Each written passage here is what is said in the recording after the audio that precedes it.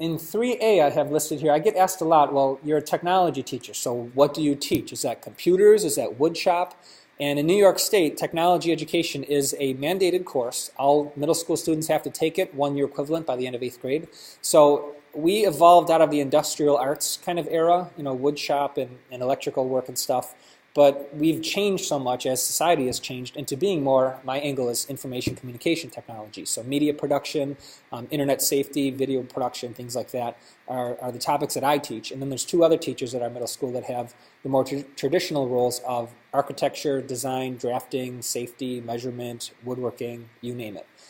So that's a little bit about me. And I have it highlighted here. I do both. I teach with technology, as many of you do as well, but I also teach about technology. So that puts me into a category that is a little unique in the sense that the things I'm teaching are about how to use a computer, how to protect yourself online. So I know many of us in the room have this first part of it, and it's just important to know the difference between with and about. And I try to make that be as helpful as I can to explain what it is that I teach, because it's hard to define because probably none of us in this room took a course like the one I teach now.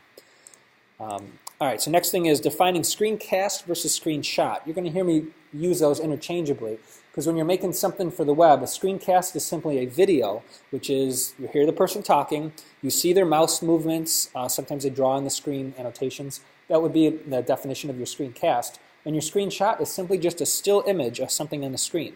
Sometimes you don't have to make a screencast. If the point you have to make is where to find the zoom feature on this page, I don't really need to make a video screencast. I could just make a screenshot and put an arrow pointing to this. So I find that when I need to make something, I have to think to myself, does this need to be a screencast, like where they have to watch it for like 30 seconds or a minute, or can it just simply be a picture with an arrow on it? So think about that when when the task is at hand to make something. It might just be a quick screenshot instead of a screencast. So we're going to start with some case studies that I have, both on the K-12 and the higher ed areas. First is my jury duty story. And the story goes like this. It was about 2.5 years ago. I was called for the first time ever to be on jury duty. And it wasn't regular, it was grand jury duty. And in Erie County in New York State, that is a 1-month commitment for 3 days a week. And those days change throughout the 4 weeks there. So being a classroom teacher in just past exam time, it was like May or so, it was like go time. I had to make sure that all the new content and projects we were doing, that they understood everything. But how could I write sub-plans and have them follow the process and the sub answer the questions that come up without me without me being there? So that really was what I credit as my first jump in to the deep end with screencasting, because I figured, well, if somehow I could just record myself saying what I got to say, and they can watch it and rewatch it if need be, and then somehow if they have questions, they can contact me back. I thought, well, there's this tool from TechSmith, and you can record your videos. Then I thought, well, there's this tool called Edmodo, which is kind of like Facebook, and the kids are familiar with that. What if I combine the two together? And that way we can have a two-way communication street in an online course, if you will, in my face-to-face course. So this little story here was made by Troy Stein. Is he in the room right now? No, he'll be back in a little bit. Troy works for the company TechSmith. And when TechSmith found out what I was doing, because I contacted them, I had some questions on their forums that they have, and they said, this sounds pretty unique. No one's really done this before with the whole jury duty angle. Would you mind if we came out and sent somebody there to record you and do like a case study? And I said, yeah, sure, go ahead. I checked with my principal. He said, that's fine. So Troy came out, and he filmed myself, a whole bunch of my students, interviewed them, and over a 2-day period then put together this little 3-minute case study video now that really helps other teachers see that how you can continue on making progress with your students when you're physically not there. So I'll show you this little case study story, and it takes place in the Buffalo area.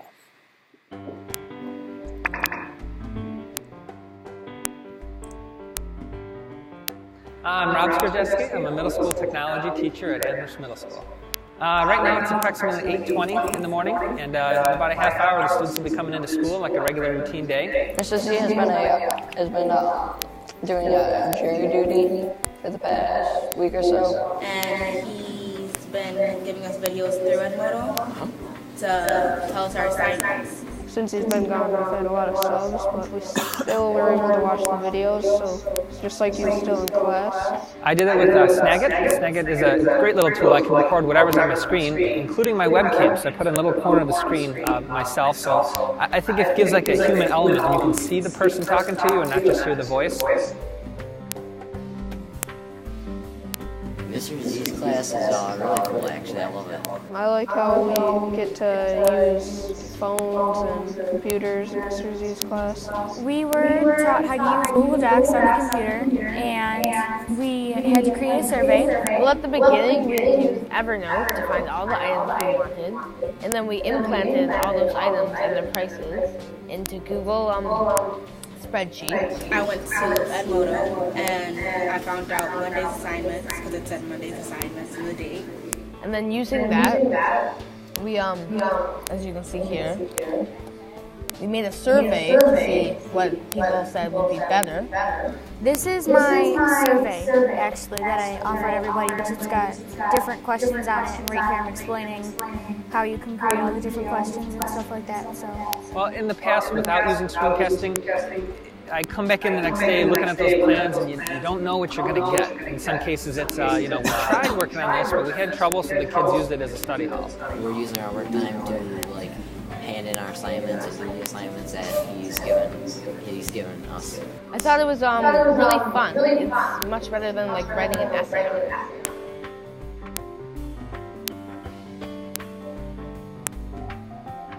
I'm Rob Zdrojewski. I'm a teacher, a father, and a juror, and I'm still teaching my students even though I'm out on jury duty, thanks to screencasting. And I still haven't lived it down. I forgot to say I'm a husband. So I'm reminded of that every time that my wife sees this video, so now I tell Troy, when he makes more of these, make sure he makes that suggestion to the men that they say that. And truly, Troy makes a lot of these, and they always say, I'm a husband, a father, and he makes sure it's in there. So that's my little case study of my jumping into the deep end with screencasting, because at that moment I finally realized this could work. I don't have to be the one doing what I'm doing right now, lecturing in front of a room of people, because some of you are ready to move on and some of you need more help, so I'd rather have the students be in the driver's seat than me be in the driver's seat. And I say that to my students every day after I check any questions. All right, you guys are in the driver's seat. Now they watch me when they need to learn something at the moment they need it. And they can rewind, they can pause, they can fast forward. The kids that need more of that can do it from home before they get to class. So it really opens up a lot more possibilities doing the whole flipped classroom approach with having screencasting be the primary delivery method of new information, of direct instruction.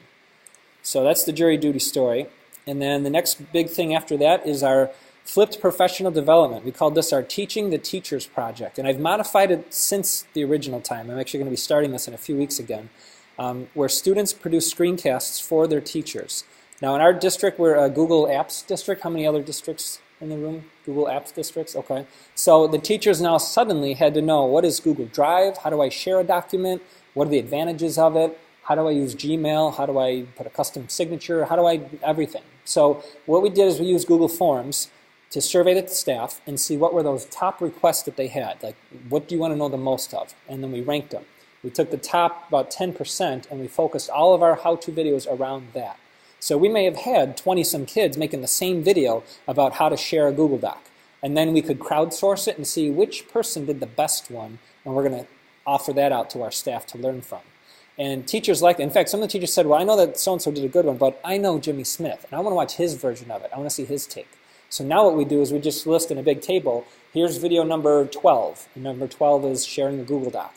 Here's all these names you can click on. All these students made that same video. So the teacher can say, oh, I know her, I like her, I'm going to click hers and watch hers. So they are choosing who they're learning from, which is kind of a neat way of doing it. So let's see if our Wi-Fi here is cutting out on us. What I'm looking for is a Google Doc folder.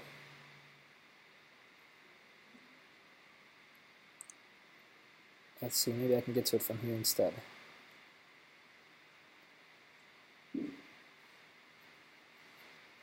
Anybody else having Wi-Fi troubles out there?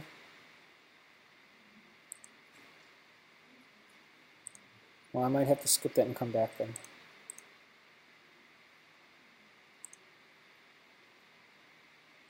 All right, let's try the next thing then. So what happened was, Tech Smith knew that we were doing this Teaching the Teachers project because they did the last jury duty one with us. And they said, well, we want to get you some press on this because this is a really neat concept. So they shared it out with the folks at the journal, the THE Journal, EdTech Magazine. Yeah, my links aren't working again here. I might have to change Wi-Fi here.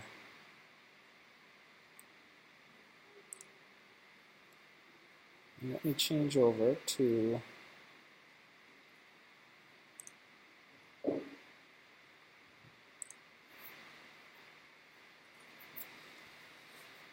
Let's see if switching over helps now. Once it turns green, we'll be good to go. All right, let's try it now.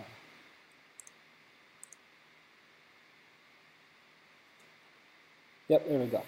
All right, so these are sample ones that you can obviously check out. That's why I gave you guys the link, but just picking one at random here. Let's try this one, how to log into Prezi. And this was made by Isaiah. He's one of my students this year. Hi, I'm Isaiah Lewis. I go to Amherst Middle School. I'm showing you how to log on to Prezi.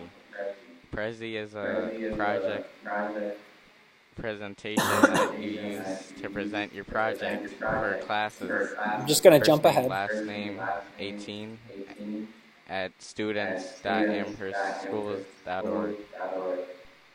All right, so basic premise here is we had a lot of requests about this Prezi thing. Teachers heard, what is Prezi? So the first thing is, how do you log in? How do you make an account? So Isaiah was one of the persons, one of my students, that made how to log in and how to just get started. And you can hear he said his first name and last name, and he said the school name. Sometimes people say, wait a minute, that's tracking. Should we be allowing kids to do that, especially if they're under the age of 13? Most of my students are 13 and older because they're 8th grade. Very rarely are they 12. But the chances are, what I'm trying to do is help them build a positive digital footprint. I want someone to be able to Google someday this child's name and be led back to this high-quality product. And that doesn't get on the web unless I've seen it first. So if it was of low quality or something, I'd tell them, you know what, go back and do it again. Or I just simply wouldn't put it online at all. So I want kids to have good, positive digital footprints. This is flip-flopped because maybe 5-10 years ago we would have said the opposite. Don't say your name, don't show the child's picture, don't say what school you go to. As long as we're not saying home addresses and phone numbers and private data, sensitive information like that, I'm okay with their name being included because I want someone to be able to find this someday and hire them to be on their technical crew. Or maybe he's going to be an airline pilot and he showed off an app that has to do with a flight simulator. Something that shows back in their history they had some interest and they sound intelligible and understandable and a decent person. This builds into a positive digital footprint. So that's a conversation that every district has to have on their own to see what's allowed.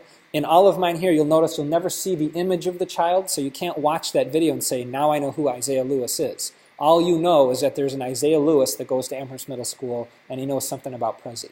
So we're very careful about what we release out there in a public way, but we don't have it where it's visibly identified to the student. And if it was, we would only have him say his first name, because some of our projects involve that, where we see them doing like a newscast. They'll only pronounce their first name and they won't say last name. So that's been an acceptable practice within our district to do.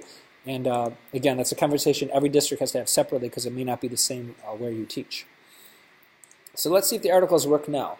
This takes you to the journal, which is sponsored by the same company that puts on this conference at FETC.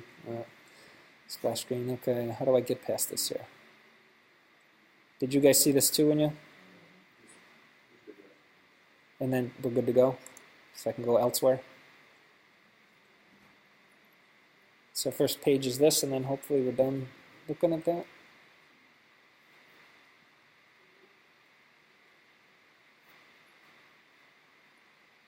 Okay, I think so. So if that's true, now the link should work then.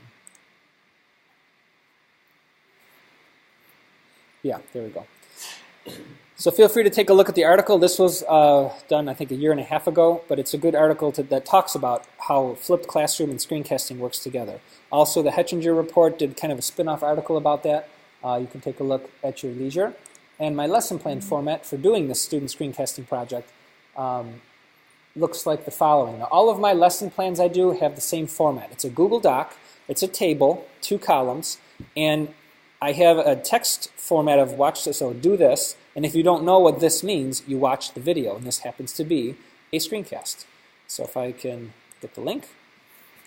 So when it's time to learn about what are those categories we're going to be grading the project on, you'll watch a screencast of Mr. Z explaining exactly what you need to know at that moment. Now again, if I'm on Wi-Fi and at school we're all hardwired, so it's not such an issue loading up videos like this. But you would see in a matter of moments a little play button, and you could play and watch the video. And this is really, I could try.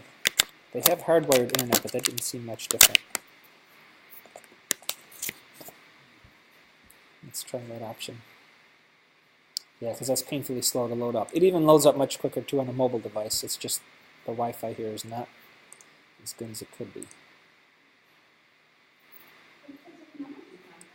I know, that's what everybody says every year of this. That at the technology conference, the technology should be top-notch. It's even saying not connected. All right, we'll see if it catches within the next minute or so.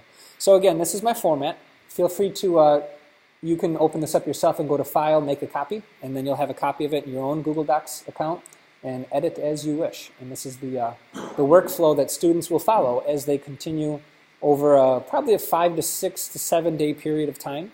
And again, because it's flipped class, not everybody's doing the same thing at the same time every day the same way. This serves as the roadmap to go back to, and then after they learn how to do the task, it's up to them to go and accomplish it.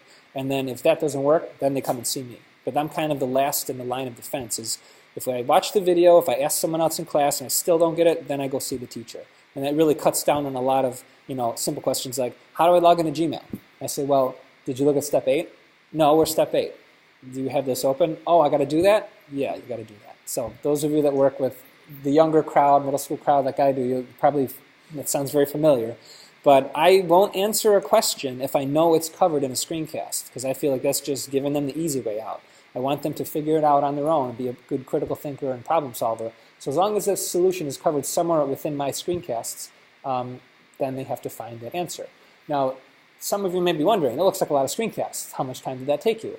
Well, I redo this project twice a year, because semester 1 and semester 2 during the school year I teach the same thing. So I have the distinct advantage in the spring to edit stuff that I maybe made in the fall, and chances are there's not a lot of editing to do. Once I have a video in there, it stays. And if anything, I can just leave it, or I can make slight tweaks if I realize last time a lot of kids had trouble with that mic check. Let me just redo that. And it does not take much time at all to just redo a screencast, which leads me to some advice. Number 1, make your screencasts short and not on a whole variety of topics, but on one chunk at a time.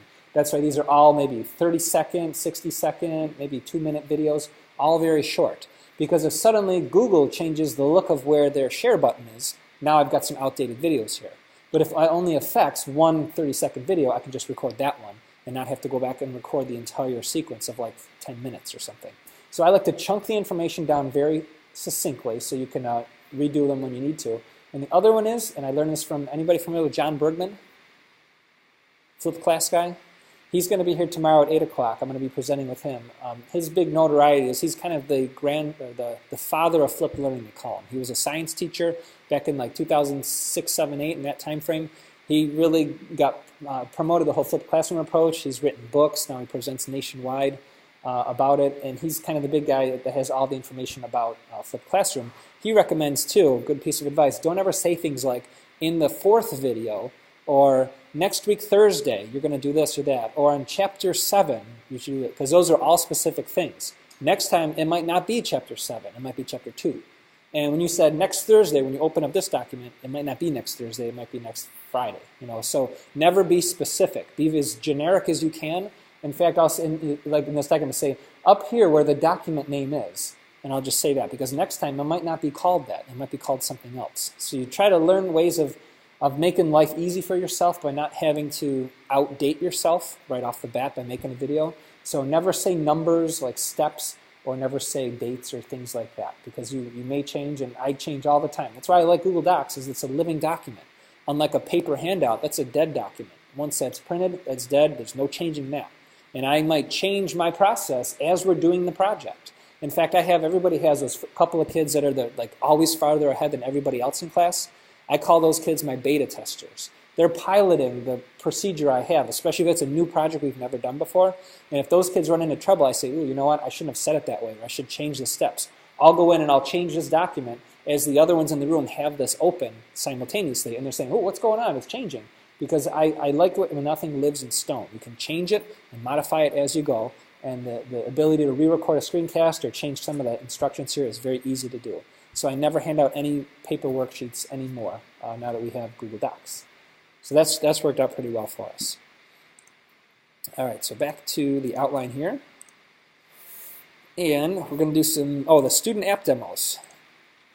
How many of you, and this is probably a interesting question to ask, how many of you are okay with there being mobile devices in class? And now how many are okay specifically with student-owned mobile devices in class? So usually I get less hands up on that. It's happened here. I had an idea to convince our teachers in our building, those non-tech savvy teachers, that it's a good idea to allow mobile devices. You just have to know why. Like, why should I use some calculator app, or why should I use some vocabulary app or dictionary app or president's app or something like that. So I said to the kids, why don't you guys show your teachers why they should allow that in class? And that gave them some instant motivation right off the bat. And this is taking forever. And so we did some student app demos. They would go to the App Store, and this was probably 4 years ago, so there was not nearly as many apps as there are now. And they would, it's connected there, they would pick an app. It had to be educationally related, and of course some kids still wanted to pick Angry Birds, and they had to convince me how is Angry Birds school related, and what do you think they said? The math teachers know, they're science teachers. Right, it's physics, and there's angles involved, and you can learn about what is a 90-degree angle versus a 45-degree. So there was a little bit of that going on. So I allowed certain apps like that if they could convince me that it truly could be used for educational reasons. So if I can get to this page here, we'll be able to show you the feature story about that. Here it is here on the blog. All right, I'm on my phone hotspot now, so it's maybe a little different. We'll see. And so they made screencasts about all the different apps. And in my screencast.com folder, that link right there that you can click, and it will lead you to about 200 different apps. And again, this is about 3 years ago, so these aren't necessarily new apps that are out there now. There's more and more every day. But these are all students that recorded their hands and their fingers on the glass of the screen, talking about the app and giving us the benefits, the negative parts of it, if it's a free or paid app, what they would change about it, so they had to analyze it. And what's nice is we were able to share these because they're all just simply a link. Let's just pick one at random here. And share that with the app developer. So go in the iTunes store and find the email address of the app developer and send them a link, and they could see what an 8th grader thinks of their app. I'm not sure if it's going to play well because of the Wi-Fi, but we'll see. We'll give it a chance. And so we got some real-world feedback from the app developer saying, hey, I never thought about it from that angle. Maybe I should change that menu system, or maybe I should add that feature in. And you were able to see their hands operating it because we were using a document camera, which I'm going to link to here in a moment and show you, so that you could just angle the camera right down and get their hands working on it. They were wearing a headset to get the audio. And yeah, because of the Wi-Fi, unfortunately, we're not going to be able to play it, at least from this station. But this is the IPEVO dock camera. Does anyone have one of these in their classroom? An IPEVO camera? How about we don't have one in this room. How about one of the industry standard ones, which is the Elmo? Anybody have an Elmo document camera? All right, those are $300, $400, $500, $600 or more. They're not very, well, they're making them smaller now, so they are somewhat portable. But this is the Ziggy. They have a $94 model, and then the point to view is a $68 model, so even cheaper. Has an articulating arm like so. The camera's up here, and it plugs in through USB. Works on Mac and PC, and you can simply plug it into any device. It works without any drivers or software at all, but they do have some optional software you can use. And then if it goes through the cycles here, you can show whatever it is that you want to show up on your big screen. So on your smartboard or on your projector screen, you can show that and demonstrate it like so. So a lot of our math teachers especially are using this because they still have paper and pencil and graph paper and they want to draw like they always have. But with a traditional overhead projector, how many people still have an overhead projector in the room? Anybody still have this? Wow, not that many. Wow, I thought I'd get more than that. The price to replace 2 bulbs in an overhead projector is usually equal to or greater than the cost of a Ziggy. So schools could think of it as a money-saving investment to buy every classroom a Ziggy or a point-to-view camera for under $100 and get rid of the overhead projector. Now, besides being able to show physical objects underneath it, you have an added advantage. You can now do screencasting like the students did for the project that I showed you guys a moment ago. So because it's on the screen of the desktop or laptop, it's fair game. You can record that screen while your hands are working and now make a screencast that involves physical things. Like maybe an art class would be a good example too. You can actually show drawing or painting or something as well. Yes? No, I had like 5 or 6 of these cameras, and I have 20 computers in my lab. So usually no more than 2 or 3 kids any day were recording. But I did set up certain machines. I spaced them out. So like this pod had 1, that pod had 1. So they were physically far away so you couldn't hear each other talking on the mics. But it basically was first come, first serve. You know, and any group that took more than 1 day to record, I told them, this is your last day. You only get the second day and that's it. Because some of them want to be perfectionists. They want to keep going and going, but there's other kids that need it. So that's how we did that. Another example is, hopefully we can get to it, yep. This is a higher ed example. For my graduate students who I never meet face-to-face because they're anywhere in the country, a lot of them are in New York State, but a lot of them are all over the place. I need a way to teach them how to do the initial steps, how to get Edmodo up and going, because that's what we use to run our entire course. And I want them to kind of see me and know who I am, because this goes back to a personal example. And also Elaine here, we took an online program at Canisius to be administrators, to get our administrative degree, and it was completely online. Some of the professors used Jing, and they put a little webcam of themselves on the screen, and I know, at least for me, maybe you'd say the same thing, you feel more of a connection to that professor, like you know who they are because you know what they look like, and there's some connection there, instead of just a voice that's talking and you're learning from a computer screen. I think the students, my 7th and 8th graders, feel the same way. It's a psychological thing. They feel like they're learning from Mr. Z and not just learning from some voice talking at them on the computer. So I've kind of made it a policy of mine to use, I use this app right here. I'm using a Mac, by the way. This is an app called Picture in Picture. It's like a $5 app, and it lets you use your built-in web camera and put it anywhere on the screen that you want. And if what you're saying is you need to be big, you can put it big. Then I can minimize myself down, put myself to the side, and continue on talking. So I like to have that so that they know who it is that's teaching them. Yes? It's called Picture in Picture 2. It's PIP2. And if I show you my launcher here where the apps are, the app looks like right there. PIP2. I basically searched the Mac App Store. I searched for like webcam, picture in picture. And there was a couple of them that came up, and that's the one I picked, and it works quite nicely. So that's just floating there in the corner, and I pull it over when I need it and get it out of the way when I don't. So my purpose for telling you that was when I made these screencasts, quick to play, I hope it works, of course, because of the Wi-Fi.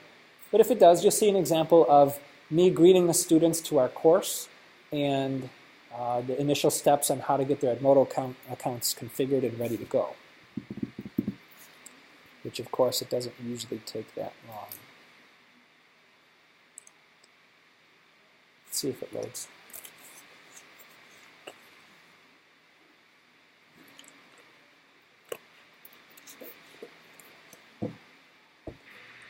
Well, hello and welcome. My name is Rob Zdrojewski, and I'm one of the instructors in the Canisius College program for Education Technologies and Emerging Media. Now, I've created a series of screencast tutorials. All right, so that's the basic idea. They watch it, and in 2 minutes, they get the basics of how to create their account, what we want them to use for usernames, and the general process of getting everything configured. And then they go on and watch the additional videos, so I make sure that they know how to use Edmodo, being that it's only way to communicate in the course by following along with this. And I've had them say, I wish I had access to this in the earlier courses I took because we didn't have that in this other college. I took this course. I had no idea. I was lost. Online learning wasn't for me. But now by doing this, online learning becomes very feasible because now you feel that connection with a real person and you can take things step by step that way and see it. And I have to tell you from a manufacturing standpoint, it's easy for me all the time to respond back to somebody, usually through email, like a teacher will say, Rob, how are you using Edmodo to make a new group? I could type back, step 1, click on the left-hand side, the plus button, and go to this. Step 2, I could type all that, but that takes a lot of time to do. And there's no guarantee that what I typed makes sense to me, but will it make sense to the person reading that email? Maybe, maybe not. Instead, I just hit record, make a screencast for them. It takes me less time to do, and I think, in my opinion, it's more effective than reading text. So if it saves you time and it's a better way to communicate, it's like hands down the best option in my sense to teach somebody something they're unsure about. Yes.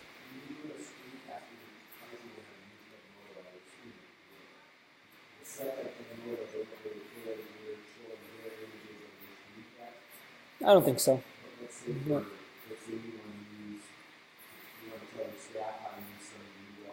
Mm-hmm. Mm-hmm. I wouldn't think so. Only example I could think of would be like if I had to pay for that site and I logged into it. Like maybe it's like Discovery Education or something, and I have a paid subscription, and now I'm, recording something that you're only supposed to see if you have a paid account.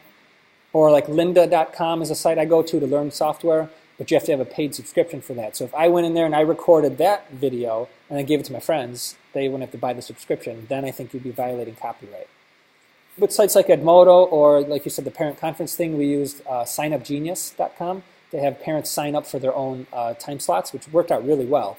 We did that. We made a screencast probably 20 seconds long about here's the steps, here's where you put your email, and here's where you pick your time slot. And a lot of parents said this was much better than sending home the half sheet of paper with numbered steps on it to follow, because I just watched it and it made sense. And some of them just watched it on their mobile device, standing in line at the grocery store instead of having to find time to sit down and learn that thing. Screencasting is that anywhere, anything, anytime option that you have. So Rob uses this for like everyday life. My parents can't figure out something technology. Yes, that's right. They call him, he makes a video, he sends it. I get it again. How do I not do that? Rob makes another video. Yep. Breaks it down a step further. And again, it's just quicker to make a screencast than to try to explain it over the phone or to try to make numbered steps. I think that's the traditional way of trying to explain something on a computer. But once you learn the ease of screencasting, it's almost a no-brainer. It's like that's visual, it's auditory, it's human communication. It feels more natural. So we're gonna make a whole bunch of screencasts. And in fact, I'm making a screencast right now. When you guys saw me hit the record button as of about 45 minutes ago. So while I'm making a screencast using Camtasia Studio, inside of that, I'm going to be using Snagit, which is my screencasting tool of choice, to also make screencasts. So if that kind of blows your mind, I'm making a screencast inside of a screencast type of thing, but it should work because I've become a very big fanboy of the Macintosh and not so much Windows anymore. I used to be Windows only, now I flipped and I like the capabilities of these. I see a hand up over there? File sizes, they're usually not that big. To gauge it up, about a 1-minute video might only be 5 or 6 meg, definitely under 10 meg. So if you're going to attach the actual file, you could do that. But the recommended way is to have it hosted someplace, and I'll be getting into that today. You have Google Drive, Screencast.com, YouTube, SchoolTube, and now TechSmith has Relay, which is another thing. So there's a lot of different cloud places you can store them for free, and then don't have to worry about file sizes and attachments. So we'll get to that too. All right, so where did I leave off then? We are back on the weekly action items list. This was another gripe of mine, being a Canisius grad school student, online student myself. I always was like, I'll do the work, just tell me what I got to do. Like, do I got to go into that PDF document or that attachment you sent on that day? It was just all very confusing. So I said for my students, I'm going to make a menu, step by step, do these steps in order, and anytime they needed to see a screencast, I just simply hyperlink them. So when it's time to read the course syllabus, click on that, takes you to a Google Doc.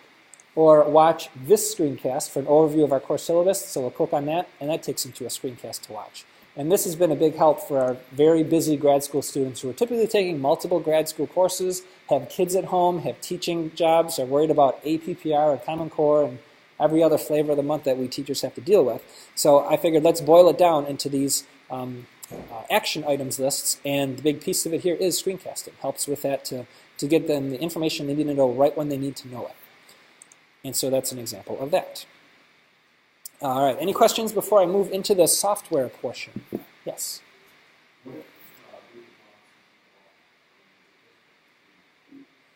Wow, Google Docs is blocked?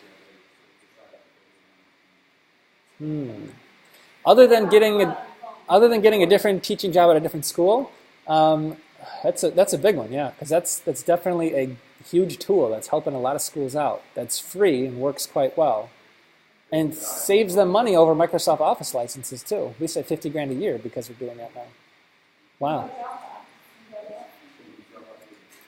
Wow. Okay, well, and probably YouTube is probably blocked then, right?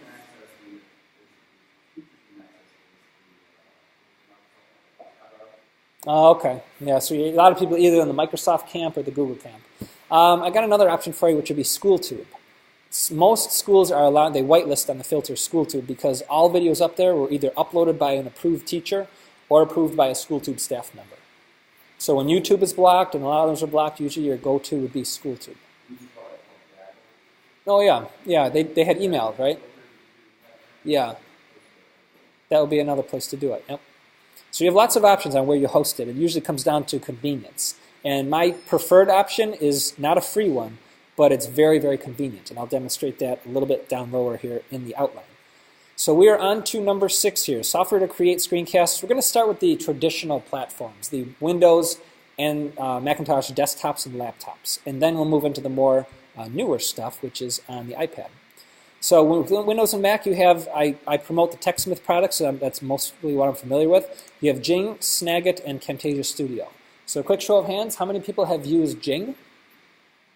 All right, how many have used Snagit? And anybody use Camtasia Studio? Okay, so we got people from all different camps there. I have them listed as good, better, and best. You can see the prices there. Those reflect the educator's price, the educational price, not the commercial price. And each one takes a step up beyond the others. Jing is good because it's free, but the reason why I don't like it, you have a 5-minute limit when you make a video. And sometimes you need to go a little bit over 5 minutes. And the recording format that it records in is Shockwave Flash, an SWF file.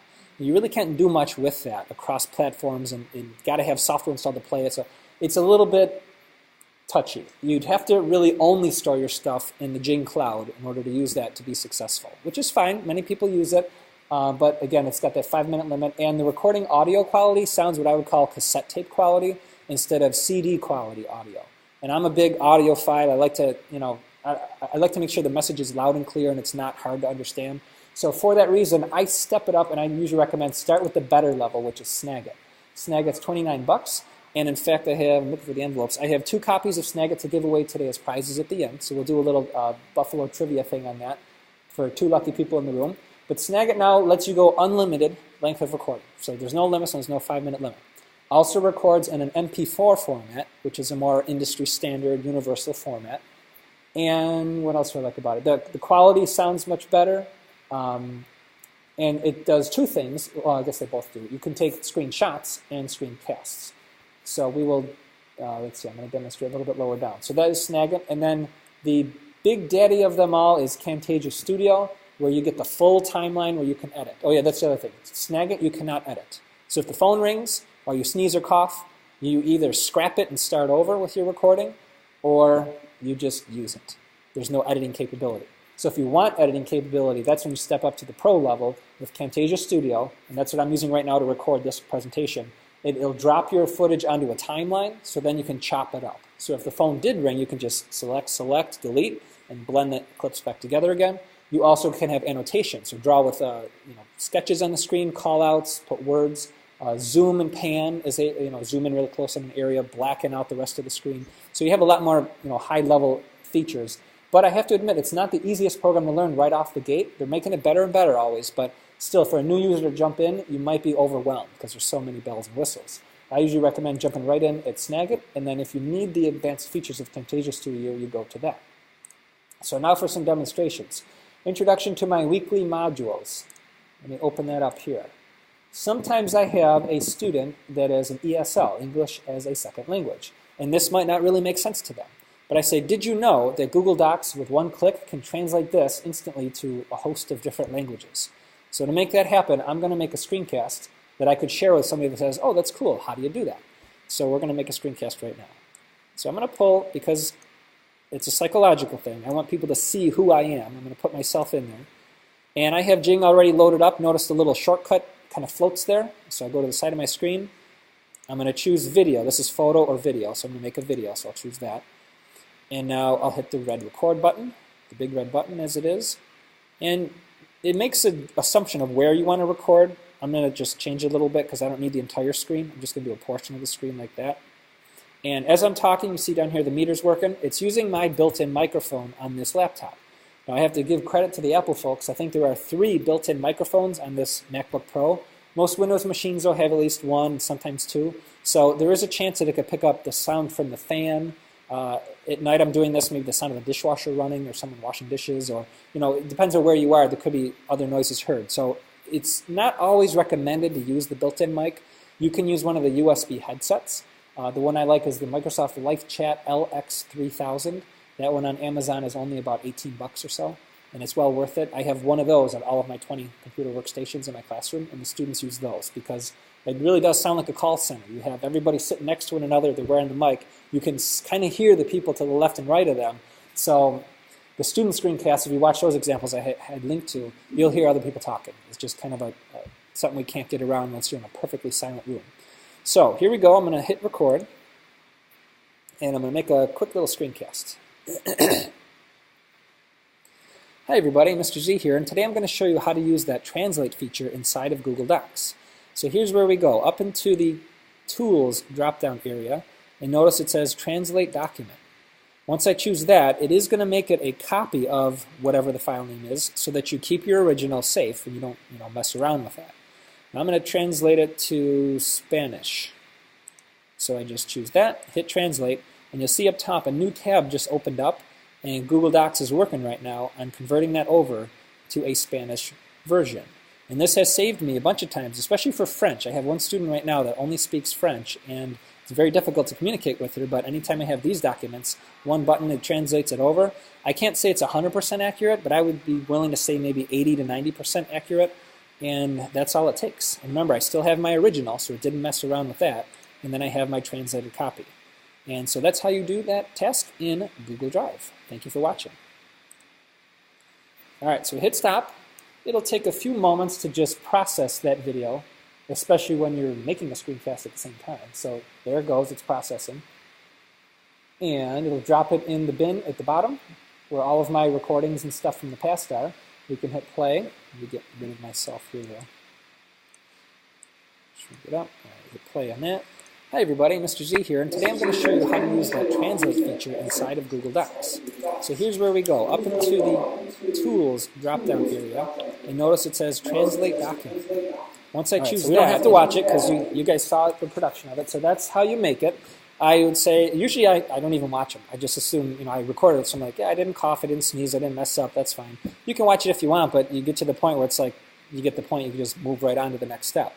Now, where do I put it? I've got lots of options. You can see some of them are hinted right here. We have the hosted feature of Screencast.com.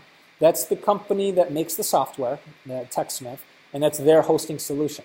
Anyone can create a free account there. You get, I think it's 2 gigabytes of storage and 2 gigabytes of bandwidth transfer per month, kind of like a data plan if you have a smartphone. For most users, that's enough. But if it's not, if you use this a lot like I do and multiple classes are accessing them, you might find out that 2 gig of transfer a month is not enough space, so then you end up paying, I think, $10 a month or $8 a month to get a premium account, which then raises it up to 25 gig of storage and 25 gig of bandwidth. So again, that's the most convenient, but maybe not the most economical, because there's other free ways you can host it, which would lead us to the next one here. This was just added in about a month and a half ago. They now added Google Drive integration. So I could click on this, and it would send it to my Google Drive account and store it there, where I have like 90-some gigabytes of storage, which I'll probably never, ever need. It'll also then kick back a link, and no matter which option I pick, it's going to kick back a URL that is copied to the clipboard, so I can just paste that in an email somewhere or put that in Edmodo or whatever I need to do with it. And I don't have it set up for Google Drive, so that's why it's going to say that. But for Screencast, I think I do have it set up. Let's see if it goes. And this is dependent again on your data connection, so probably not a good time to demonstrate that, but there'll be a little progress bar that goes across that button. When it reaches all the way, it now lives online. And now I can provide that link to anybody on any device, including mobile devices, and they can now watch your content that you made. So most convenient, but maybe not the most economical, is Screencast.com. You have Google Drive, you have YouTube, and yeah, see it's starting to go. It's going to take a while. And then there are other services too that you can load in, Evernote being one, Facebook, Twitter. Or if you say, you know what, I just want the file. I just want to have that one file all by itself. Then just go right up to File, Save As, and give it a name. I'll call it Demo123. I'll save it to my desktop. And now it's saved on my desktop, and I have that file. And here's proof of it right here. So that's the actual file that we can do whatever we want. Hey everybody, Mr. Z here, and today I'm going to show you how to use that translate feature inside of Google Docs. So by seeing that workflow, you can almost understand how easy it is to remake your screencast. It's not one of those, oh no, they changed the interface again and I got to re-record. It's just, well, I can make another 20-second video, just in 20 seconds literally. So it's not the biggest deal when things change and you have to remake things. So I showed you a screencast. Now let's go a little bit simpler and do a screen. Yeah, we don't need it. We'll go to a screenshot. Let's say all I wanted to show instead is where to go, what drop-down menu it's in. I'm going to go here to take a photograph this time and hit the big record button. And I'll pick like this area of the screen. And now it drops it into the Snagit editor, like so. And I want to use some tools here. So I'll use the arrow tool, and I'll point to it. I'll say tools. And then I want to say some words on here too. So I'll draw something out. And, oh, I need a background on it though. Let's see. I thought I was going to get a speech bubble, maybe not. And then you put your words in here, so use this one. Whatever the case may be. So you could annotate right on top of it, move these around, and then again, share it out in the same fashion that I shared that other one, the screencast.com, Google Drive, YouTube, you name it. Well, not YouTube in this case because it's a photograph. And so that's the difference between taking your screenshot and your screencast by using Snagit. And we have that installed on all the laptops in here so that when we get some time today, you guys can try that out, and we'll circulate it around the room and help you guys as you make your first screencast in some cases and see how simple that process goes. Another demonstration is how to make discussion posts in Edmodo. I wanted to show you that. So since we're all knowledgeable of what Edmodo is, because the conference is using it heavily, let's make a quick little screencast for, let's say, the newbie user that doesn't know where do you make a note or how do you say something to the rest of the class. So I'll choose from about here to here. And I won't mess around with the webcam. That's okay. We got that idea. And here we go. Hi everybody, Mr. Z here, and I want to show you how to make a post to communicate with people in our course. Notice at the top here, once you've, you know what, let me go back. I'm going to start at the home page here, because that's where most of you guys will be at. We're going to click on our course that we are in, and right up here where it says note is where you put your note. So this is where you enter your info. If you have a link to provide to everybody, you can go ahead and attach one like so, as well as files and an item from your library, which is your online storage that you have. If you even want to schedule this message for later, you even have that option to do that now. So I'm going to go ahead and post that to the wall just by hitting send. And now all of my participants in my class, you can see, put it right at the top of the wall there. And I'm hoping that within the next few moments that somebody in the room can do that as well. And you'll see that information will pop up right here, because the newest information in Edmodo always shows up at the top. So I'll give it a couple more seconds. Anybody want to throw something in there? We can show that. I hear lots of typing going on, so we'll probably any moment now see new information at the top. And while we're waiting on that, let me give you some more information here. What's nice about the wall, because this can really grow pretty big with lots of stuff on it, literally thousands of posts in the course of a semester, you can filter that wall down right here by show me only assignments, or show me only the polls that I could vote on, or only show me the quizzes that I have to take, or only show me the stuff by my teachers or by my fellow classmates. So the filter feature is another big one to use there as well. You can see right there it just says something came up. I got 4 new posts. I can click on it, and you can see we have some comments coming in from the class like so. So that's my screencast. Thanks for watching, and have a great day. All right, so that was about a minute and a half worth of talking, of direct instruction, if you will. It'll process it up so that we can see a preview of it, and then either save it or send it. So hi everybody, Mr. Z here, and I want to show you how to make a post to communicate with people in our course. Notice, and you can jump around so you want to see the end of it there. There's the end, like so. So that's my screencast. Thanks for watching, and have a great day. All right, and you can scrub through it and check out the entire timeline, and then if you're ready to now, share it out online, or simply do a file save and grab that file. I see a hand up in the back, yes.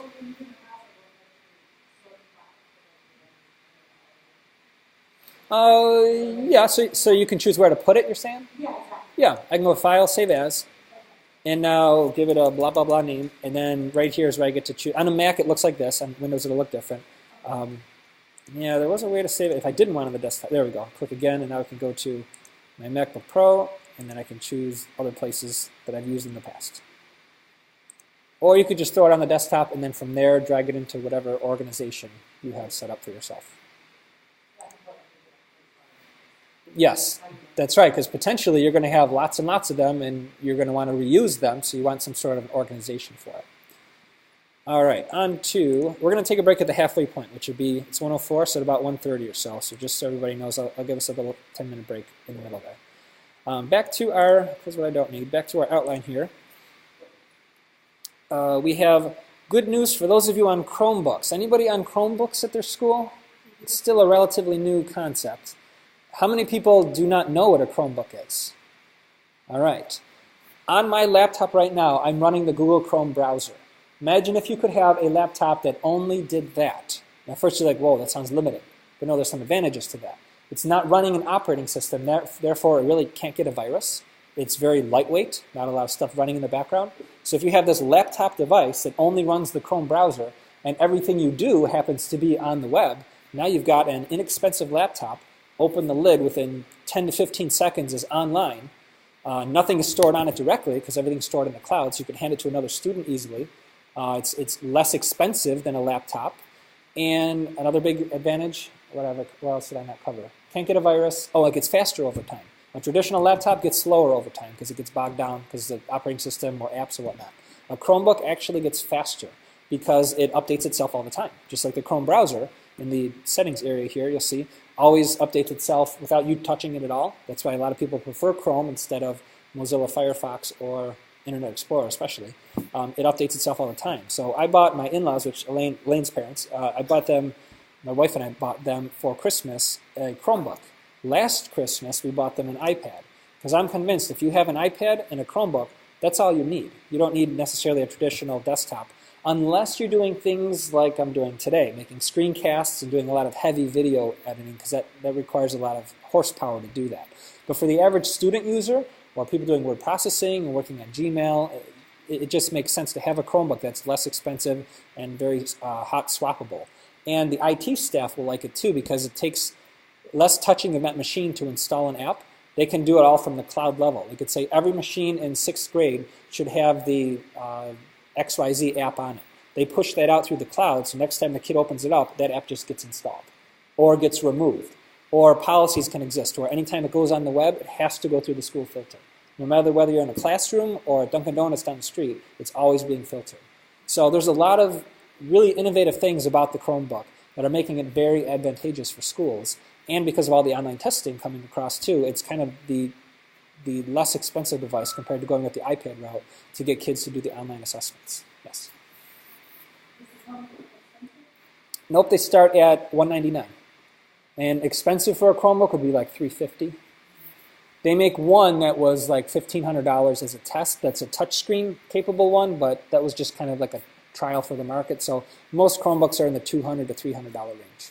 And there's a variety of manufacturers that are making them too, so that's helping with competition too. And on Amazon, it was the #1 laptop for last Christmas compared to all other laptops combined. So it's really gaining traction both in the private, personal sector and in schools too, and in government too. So that's the reason why I'm mentioning all this about Chromebooks is about what TechSmith realized. They realized to stay in the game, if a lot of schools are switching over, getting rid of Windows and Mac desktops and laptops, they have to do something to stay up with it. So they created, I'll go to it here, Snagit for Chromebook. And the beauty of this is it works also if you're using any desktop or laptop at all, and it's free, to use it within the browser. So those of you that have a Windows machine or a Mac, you can still get this as well, as long as you're using the Chrome browser, because it's an attachment to the Chrome browser. And I have it installed right here. The only thing is, caveat I should mention is it's only right now for capturing photos, for still screenshots and annotating them. It's not for making video, at least not yet. And that's why I was hoping that Troy was going to be here in the back, but he's not here yet. So he could give us maybe that insider information there from the company. But they're working on it. But here I'm using it right now, Snagit for free from the Chrome browser. You'll see how it's very similar, except it does, it relies on a little bit of Wi-Fi. So let's say I capture this part of the screen right here. It throws it into a library. I still have the ability to annotate things. I can draw images. I can put text on it. And then when I'm ready to share that, in the bottom right-hand corner is a share button, and it goes to your Google Drive account. That's your only choice. Can't go anywhere else, just your Google Drive account. And you get, you guys can see it there. It gives you a shortcut right there, so that link I could give out to anybody, and that would take them to my little screenshot. Now I showed this to, or I used this just Monday for the secretary in the main office because she didn't know what I was seeing on my screen because it's time to enter report card grades in. So I used this real quickly, drew a couple arrows. She said, how did you do that? And I said, well, you could do it too, and you can do it for free. And I installed the Chrome extension right on there because there's no cost involved. And now she was so psyched because now she can make screenshots with little arrows and stuff on it real easily in the browser just by installing that. Now keep in mind, I gave you guys a link to it. You can watch the overview video, but you have two things to install, both the Chrome extension and the Chrome application. I think if you only install one, it's not going to fully work. So you have to make sure you take the time to install both of these. It takes just a couple seconds to do.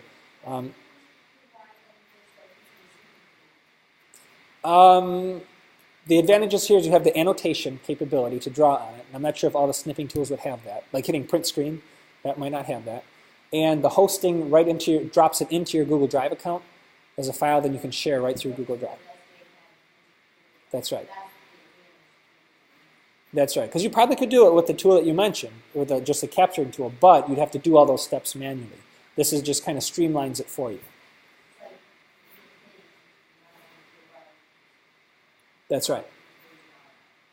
Yep. So it's a little bit of a shortcut. So right now, it was just released in December. It's still free. I don't know if the plans are to keep it that way or not.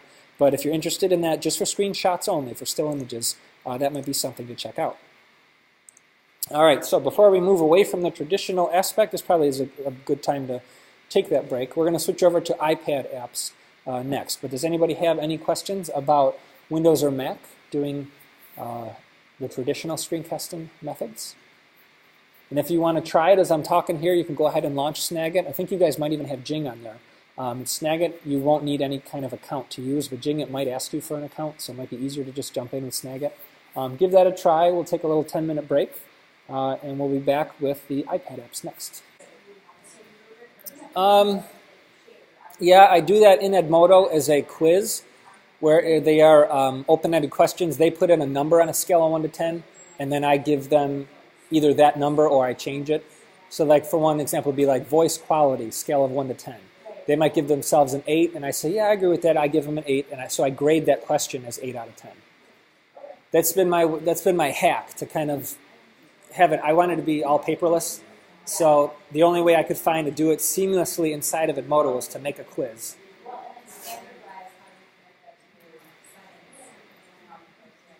I'm not forced to do that. If I was, I'm sure I could look through them and make those connections. But lucky for me, I'm not obligated to like say I can only do this project if it meets the standard.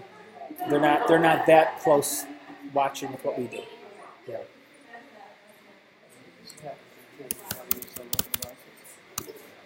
See that little video?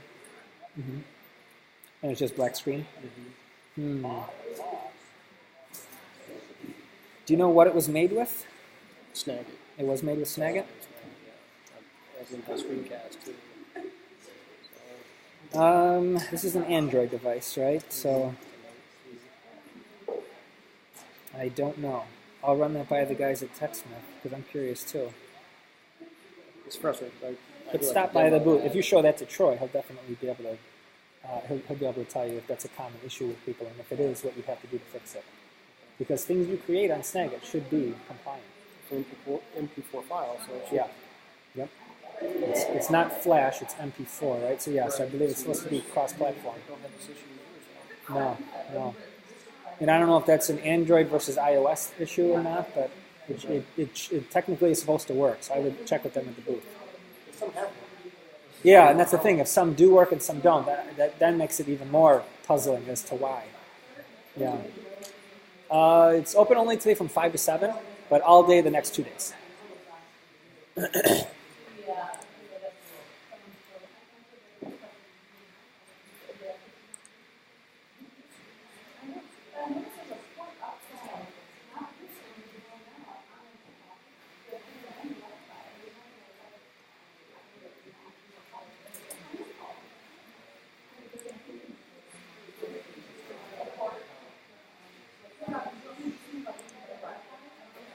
I don't know what I've tried 3 options so far.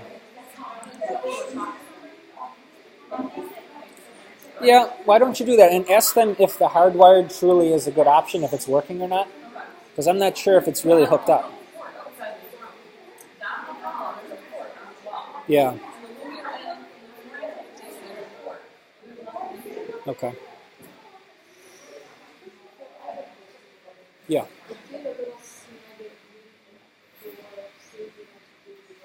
Mm-hmm. Now, it might not play because Google now has to transcode the video you gave them, and that could take 10 minutes or a half hour or an hour. Yes.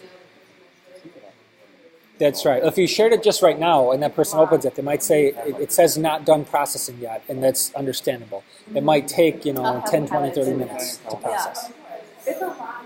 None of these links are coming up. But you do follow them on Edmodo. So every link is in there. Well, I'm going to go down and talk because there's a port inside that side of the building. And we did a presentation this morning, 2 down. There's a port in there, but there's nothing in there. Somebody talked about the people, Even my own Verizon is not as reliable as it would be. But we're inside. Okay.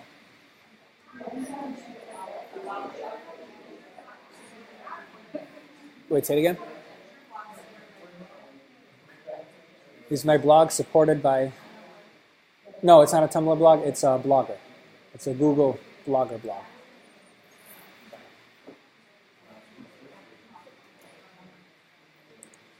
Why, it won't open on your device? Okay.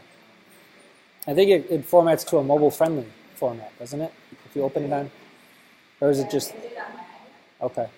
It's supposed to recognize it's a mobile device and change to a mobile-friendly view. It's supposed to. It doesn't always do it, though. All right, let's see where we're at here now.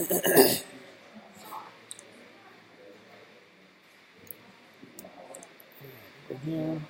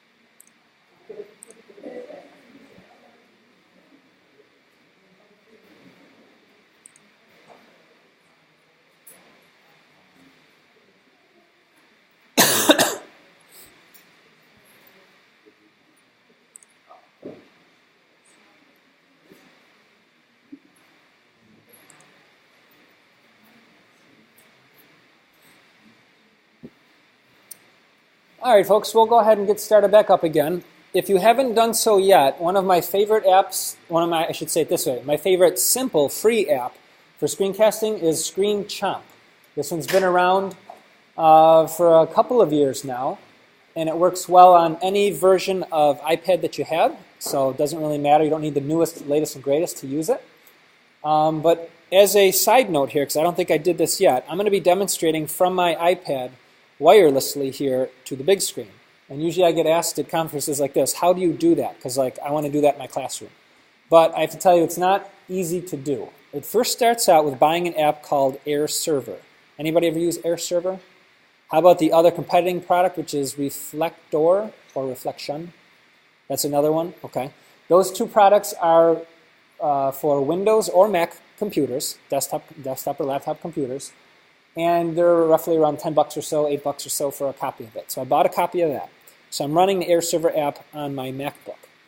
Now my MacBook and my iPad and my iPhone, all three of these devices are all on the same Wi-Fi network, an open Wi-Fi network, I should clarify too.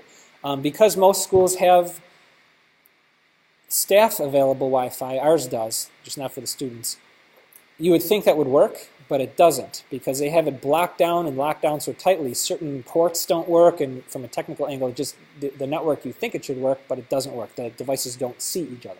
And I'm told from IT guys that's a security concern. So me having an iPhone 5 on my own, I make my own Wi-Fi wherever I go, like what I'm doing right now. This is an iPhone 5. It is on Verizon, and Verizon lets you do the hotspot feature for free. It's part of your monthly plan that you pay for. They used to charge you $20 for it, but now they've changed that. So this is the Wi-Fi device right now, providing Wi-Fi for 1, 2, and 3 devices all together. Therefore, it's an open network. Once I'm connected, they all can see each other. So when I launch Air Server on either one of my Apple devices, it shows up here on the big screen on my laptop. And you can see I can move the window around, and I can go full screen and whatnot that way. And so as long as you have your laptop connected up to the projector, and that's the standard method of the VGA cable, now you have the ability to show whatever's on your iPad or your iPhone right up there on the big screen. So that's the nuts and bolts to how we make that happen. In my particular situation at Amherst, all of our desktops, the teacher desktops, are Windows machines, and they're all hardwired into the network. They're not on a wireless network. So we're not able to do what I'm doing right now. Unless the teacher has their own laptop, which I bring this in at school and I demonstrate wirelessly. I walk around the room with my iPad and stuff and demonstrate. And teachers are always saying, I want to do that too. How do you do that? Well, it involves your own hotspot, it involves your own devices. It can get expensive, as you can imagine. So while it is fun and cool to do, it's not the easiest to do, and it's not that cheap either. A cheaper way to do it would be to use a wired option, and I'm looking for it here. Some of you might have this already, but if you have an older iPad, version 1, 2, or 3, you would use this adapter, which is $29. Plugs into the 30 pin there, and then this connects to a VGA cable, which then goes right to that projector. So hardwired, I could be showing stuff. Of course, the downside is I can't move around. I'd be tethered to one spot. So there's an advantage of being wireless, but as I said, it gets more technical. If you have an iPad 4 or the newest one 5, you would get this one, which is $49.95. It has the 9-pin connector as opposed to the older 30-pin style. And that has the ability to go VGA right to the projector. I also have the one that has HDMI for the newer projectors. This one looks newer, I might have it. A lot of the newer ones have HDMI. Older ones, like in our building, they're all the old VGA style. So if you're going to buy the right adapter, just make note of that before you go to the store to know which end you need here and which end you need there, because there are more than one option. So that's a little backstory on how I'm doing what I'm doing here. So we're going to show you Screencasting first. How many people have this installed on their iPads? A few people? Okay. So I'll show it to you, and then you can feel free to play around with it once we launch it. The thing I like best about it is there are no accounts needed, which means you can hand it to the kid, they can make their stuff, and not have to worry about login IDs or passwords or email addresses. Another one that I like that I'll show you too is called EduCreations. That one works best when you do create an account. And that's meant to be more for the teacher to create the account, and then if the teacher's going to have kids use it, usually the teacher lets them use their account. I'm not real comfortable with that, but that's kind of why I lean more towards this tool here. But they're both basically the same. And there's plenty of other ones out there too. We could probably pick 5 dozen that all have the same idea. Blank whiteboard canvas. We can draw on it with our finger, whatever we want to do. We have different pen colors. You can see here's a red thin line, here's a blue medium thickness line, and here's a green really thick line. If you touch and hold, you get to pick, there's your options for wide, medium, and thin, and you get to pick your colors like so that way. So pretty straightforward to get your 3 white dry erase board markers up there. Your eraser, as you can imagine, works the way you would think. You can just rub your finger over to get rid of things selectively, or to wipe the whole screen, you touch and hold that button down there, but you got to hold it down, or like that, and it wipes it off like a dry erase board. Other things you can do, besides just drawing on a blank white canvas, is down here, load up some content.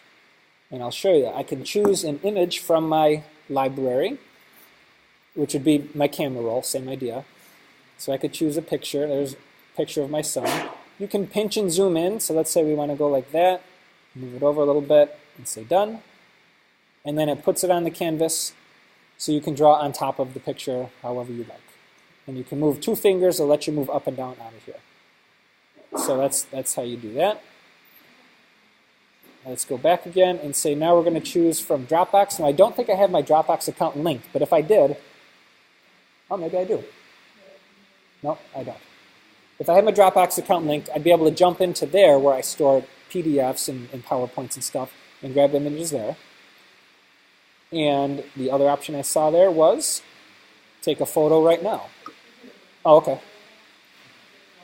Okay, so what do you need? Is the hardwired reliable? Is it? Or is it not Yes, working? it is. Okay, so I can count The on that. hardwire was set up for Apple TV. Yes. Is it good for just playing in it?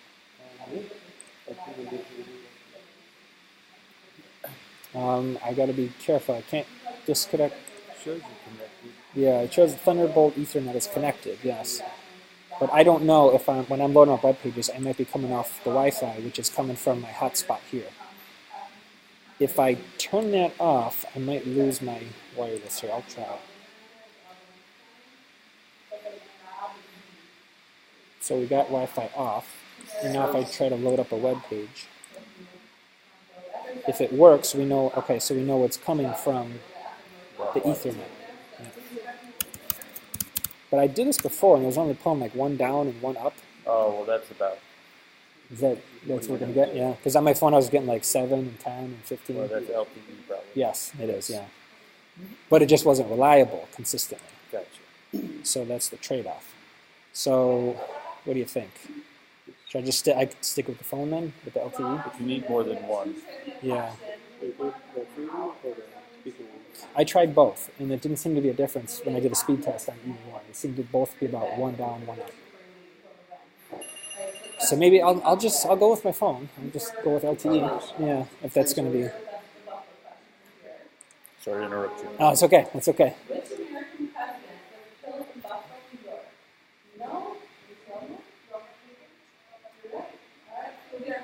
So that's one of our two. Yep.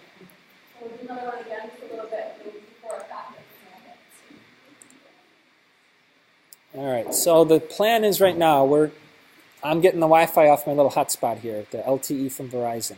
It's fast, but it's not reliable. Whereas the hardwired is slow, but it's more reliable. So it's like, which trade-off do you want to go with? So we'll continue trying it from the phone here. So here's ScreenChomp. This is what the app icon looks like when you're in the iTunes store. And I gave you guys that link, so if you're on your iPad, click right on that link, and it'll take you right to where you need to go. And so let's get back over to it. And what was I showing you? I was showing you how to take a photo. This is very handy because there are times where you have, for lack of a better object, let's say this is a student worksheet that they need the students to work on. Now if I go to take a photo, it's going to load up the camera. It might be sideways at first here. Let's just put it, then I go here, up, down, this way. All right, we'll take a picture of it. I probably shouldn't show this because I think it's sensitive information, but that's okay. We'll just say use photo. So selectively put it the way we want. In fact, I'll put it here because maybe we want the FETC logo to feature. Maybe we're doing a graphic arts class and we want to talk about that. So, oh, notice too, there's like 3 panels there. You really have 3 screens, like top, medium, and bottom. Because when I use my 2 fingers, here's where I go like the middle of the screen and then the bottom of the screen. So using 2 fingers is how you would move it. So let's say I was in a graphic arts class and I was talking about the logo. And I'll make a screencast. Hopefully this will make sense. Here we go. I'll hit record. Hi everybody, and welcome to our art class today.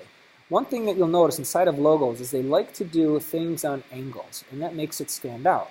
If you notice here as I'm drawing it in blue, the E and the T actually stand for educational technology. So that's why they wanted to feature that when they created this graphic image. So that's my screencast for today. Remember, most logos are going to be perfectly square, so they fit as icons on web pages. Thanks for watching, and hope you learned something. So we hit stop, and I don't know if you saw, but in the upper right-hand corner there was a little icon of a microphone, and it was showing you if your voice was too loud or too quiet, so that's something that's helpful. And you hit play, and it should, if this is going to work through the network, well, maybe not. Yeah, we might have to try it again. Let's go back to share. Now when it shares it, it puts it up on the web for free without you creating any kind of account, and it's a screencast.com link. So it's going to copy that. I'll show you where once it's done here. And this is sending it, there it goes. So that icon, my laser pointer right up here, this is a record of all your past screencasts that you've made. You can see the one I just recorded on that date and that time says the cloud is preparing your video to share. So it's being uploaded and processed as we speak right now. So let's go to an older one, marker demos that I made on another day in the meantime. And here's what this one looks like. I think I was showing somebody the different thicknesses of the markers. And this does rely on internet connection because it's going to the web and it's playing it over the internet. So it should load it up. And hit play.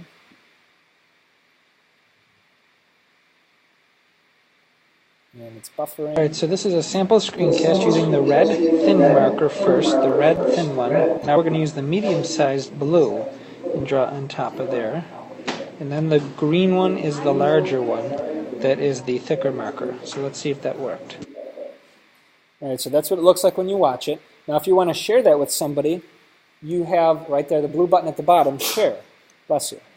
And you use your options. You can copy the link, the URL website link, to the clipboard, if you will, the invisible clipboard, and paste it into an email or paste it somewhere.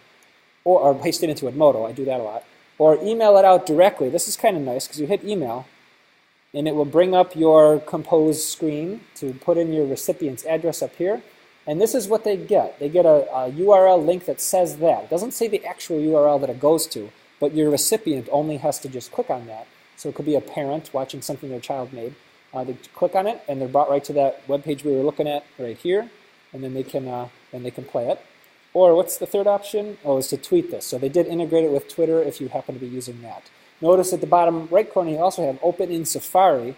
So this will open up the Safari app, and you'll see what it looks like in your traditional browser view. And here you might actually see the actual link up top. I think once it loads up, will it put it up there or not? Let's see. No, maybe not. It doesn't reveal it. So it is an actual link, but I guess for this purpose you don't really need to know what that link is as long as you have the ability to share it by doing those methods that I showed you.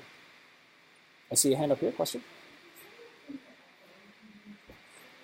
You can't send. Well, this app doesn't run on an iPhone. No, actually, no screencasting app that I found will run on an iPhone or an iPod. I wish they did because that's what I have access to at school.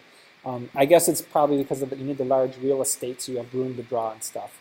But I haven't found one that does on a small screen. But you could play the finished product on a small screen. You just can't create it there. And so I got a little notification bubble up there. It's telling me something to look at. I click on that. So now it's ready. It says touch to view live, swipe to delete from this device. So you tap on that. It loads up the one we made a few minutes ago. And then it's viewable that way and shareable at the bottom like so. So that's the most basic, no account needed way of doing whiteboarding screencasting. And imagine the possibilities, especially if you have existing paperwork or documents. In my daughter's second grade class, they did something like this. In fact, now would be a good time to show you that. If we minimize that and go to, because this leads us into the next EduCreations app. bloggingdragon.net, I think is the name we bought. They have a medieval theme for their first and second grade classroom. I used a Blogger blog. Anybody familiar with Blogger, owned by Google? It's a great place, in my opinion, that's where my teacher blog is hosted too, to have a blog for yourself. It's free to do. You don't have to have advertisements at all on it, so that's a safe concern for schools. So I used that, and I did pay the extra $10 a year to register a unique name. So instead of it being like o'donnell.blogspot.com, it just simply is bloggingdragon.net. So you get kind of a vanity URL name, kind of like a custom license plate, if you will. So it's about $10 to $12 a year to do that. This way people go right to that. And now I have all the parents, myself included, subscribe to this blog by email. Simply they put in their preferred email address and hit submit. And if they change email addresses, they don't have to contact the teacher to change it. They don't have to contact the school. It's updated by the end user, which is what I'm a big fan of. My school, for some reason, keeps asking parents, like, what's your email address? Have you changed it? And they're making a lot more work for themselves than they need to. I would rather see them set something up like this and say, go to blogging or go to your website, and then right-hand side, subscribe to it. And then if next week I decide, oh, now I'm going to use Yahoo email, which I wouldn't, but because I'm a Gmail user. But anyways, we got a long standing going on that. To avoid spam, I say totally avoid Yahoo. And to avoid getting your account hacked. Anybody in this room get their Yahoo email hacked? No hands? Oh, say there's usually one. There's at least a couple.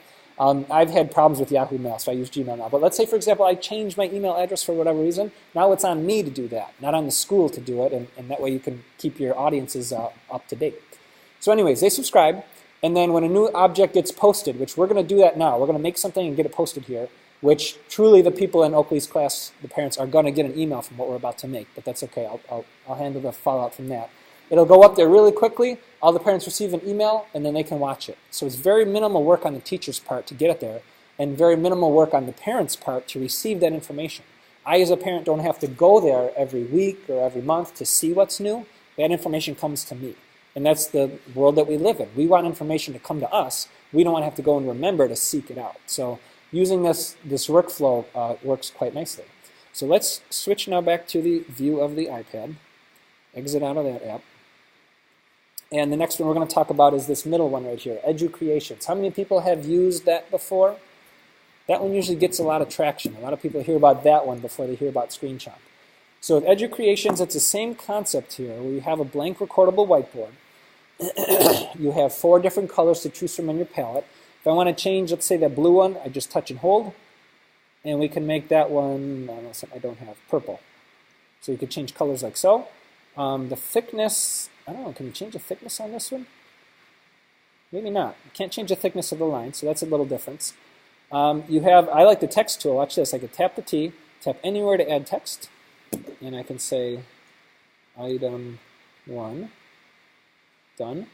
And then I can move this on the screen somewhere. So I've done, just the other day we had a need to do this. We needed 3 columns.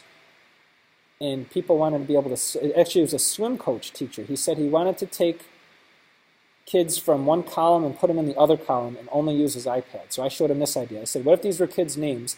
And when they finished one task, they go here, and it's very fluid, so you can move things around wherever you need to. So it's just kind of a canvas that's very movable. So the text tool is nice. That is not in the other app that I showed you. And then for adding graphics, which is the next one over here, watch the options I have. I have camera, photo roll, Dropbox, and web. Web is kind of neat because the other one didn't have this. You can go to web and type what you're looking for. We did one about teaching about the hands of the clock, but I'm going to do a math-related example. I'm going to say, spell it right though, supplemental angle. And we'll talk about degrees of angles and things. I may have spelled it wrong. Let's see. No, we got it. Okay. Now I'm looking for something kind of specific here. What if I say, all right, I'm going to go with this one. And actually, I don't want the rest of the stuff on the screen. Let me get rid of it all. Clear the whole page. Do that again. And get that. I'm going to stretch it, make it bigger. I'll put it right there. All right, so now I'm going to record a little screencast here. This is for our math teachers in the audience. Hi, everybody. This is Mr. Z. And notice that we have a 1 and a 2 here. What we want to figure out is how many degrees each of these are. Now, for me to explain this in my own language here, I'll tell you that from here, follow my green arrow, to here is exactly 180 degrees. It's a half of a rotation. All right. Now, let me clear the ink off of that page. So, clear ink. So now what we want to do is figure out, if I give you one of them here, let's say this angle number 1 happens to be, it might not be accurate, but let's just pretend that's 80 degrees. By knowing that information, you can figure out what this one is right here. And you can do it like so. If we had, let's see, I'm going to draw it up here. 80 plus x equals 180. And if you remember from our Tuesday lesson that we did, to get rid of that 80 on that side, we have to go divided by 80 here, divided by 80 here, and that brings us down now. Now we're just solving for this over here. The answer is x equals 100. So that is how we figure out this right here is what this angle number 2 is. So now when you do your homework tonight, if that doesn't make sense, check this video out again, and I will see you in class tomorrow. All right, so 1 minute and 20 there. And remember, it doesn't have to be the teacher that just did that. It could be your star student in class that maybe finished early or has a good voice that you want to pick. They could be the one making the video project of the day. So now what are we going to do with this? We're going to put it on that blog, pretending that this is, and who knows with Common Core, maybe this is now a second grade topic. It's been changing so much. So let's put that there. Let's hit done and say save lesson. And I'm going to call this my angles demo. Description is optional, so I won't bother. Choose who can view it. My recommendation usually is to go with the public option If you go with these other options here, it means that your viewers have to have accounts established and identify themselves when they log in. So that could be a good thing or a bad thing. It could be a good thing if it's sensitive information that you don't want seen. Maybe it's a picture of a child and you're talking about something and you don't want the world to see that. Then maybe pick it as a private one-to-one or a My School only thing. However, downside is people now need accounts. And if they don't have an account or don't remember the password, they won't be able to get to your content. So since this has nothing sensitive in it, I'll go ahead and call it a public viewable file. I must have done an example before that was mathematics. And the reason why this is being selected, would that be geometry? Would that be the best one? Or algebra, because I did the X thing in there? Let's just say that, sure.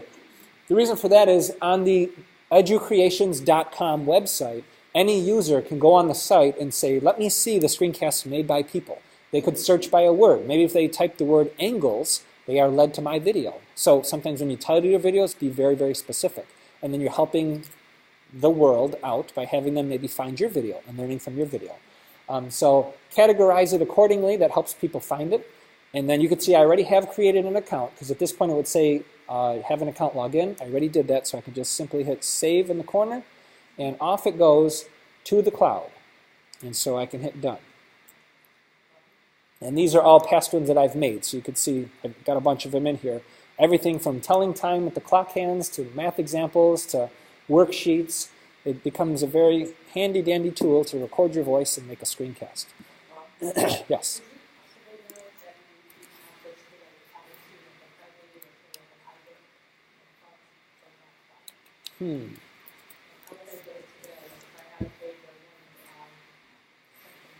So you want to put what we just made in an iBook or a Prezi or something? Okay. Different products have different workflows for that. For this, if I go share, in the Prezi now, I could choose to get the link to it and then copy the, I think Prezi takes embed codes. I think so. You'd say copy embed code, and now it's copied to the clipboard. Now it'd have to go into Prezi and paste that in. And so that means the file is still living in the same spot. It's living on the EduCreations website, but it's embedded to your Prezi presentation. So you haven't changed where it's stored. It's still stored in the same spot. Now this does not offer, in case anybody's wondering, you cannot save to the camera roll. It's usually a big gripe as well. I want to take this and put it in iMovie, or I want to put it easily in Edmodo or something. They don't let you do that. There's not a way in the app to download it to your camera roll. That's why I'm going to show you another app that does let you do that, except that app's not free. Yes?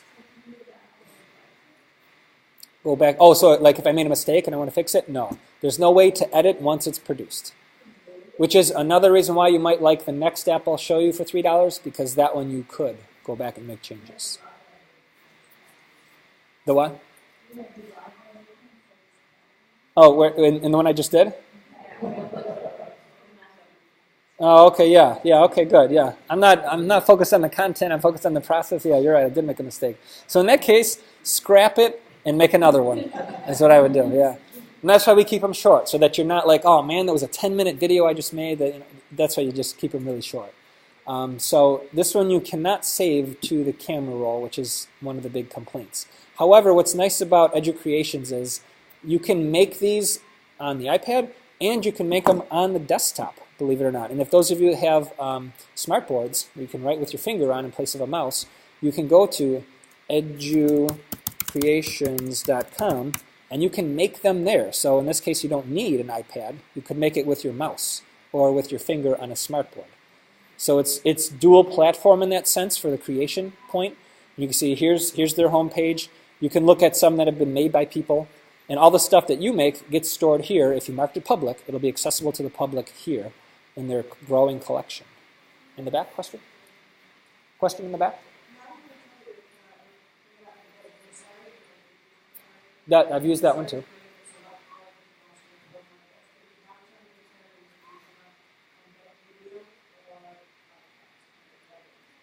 Okay. The one she mentioned, I'll put it up on the screen so you guys can see it, because I've tried it before too, is DOCERI. And that one might still be free. Let's see.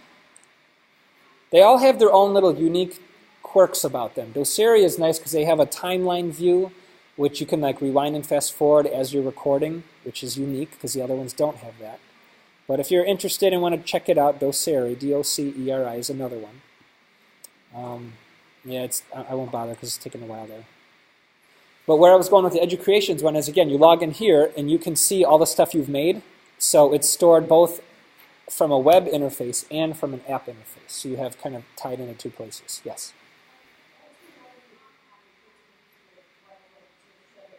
Mm-hmm.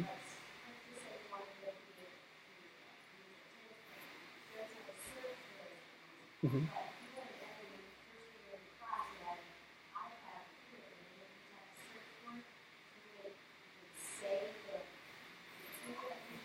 I'll almost have like a template that they start with. Not in the first two apps that I showed you. You could do it in the Explain Everything app that I'm about to show you, but I would be hesitant doing that because first graders in that app, there's a lot of bells and whistles and it could get lost. You can set up pre-made templates to go, and teachers will do that for other teachers. But to do that for a first grader, I don't know if that would be the best option. I would lean more towards EduCreations or Screencasting with a plain whiteboard, not many bells and whistles on it, to just record their voice and draw. But so they need an image? What if they could take a picture of something?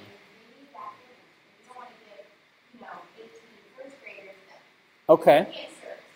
Okay. Well, I have an idea how that could work. How about this workflow if we were to go like this? Let's get back to, minimize that.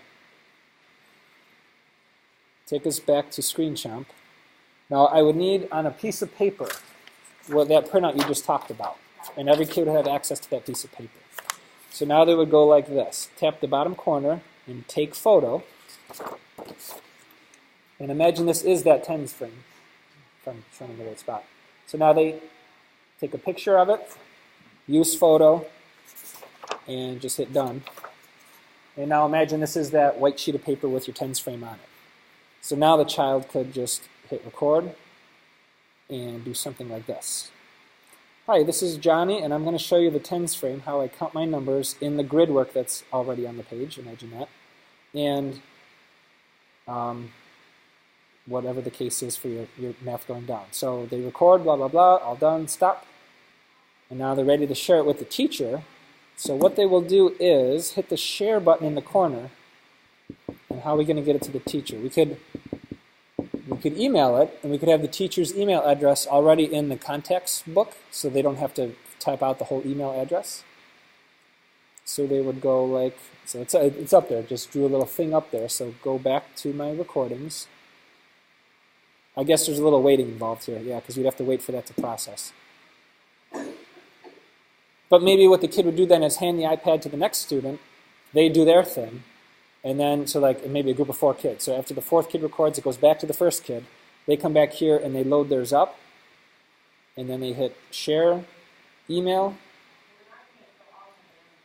Oh, they'll all have their own. Oh, wow, that's good. That's even better. I'm thinking of my case where we're sharing them. So after a minute or two goes by, then they hit share, say to, and then they start typing the person's email address. Like in my case, I just start typing my last name, and then they say, yep, that's who that is. And then send.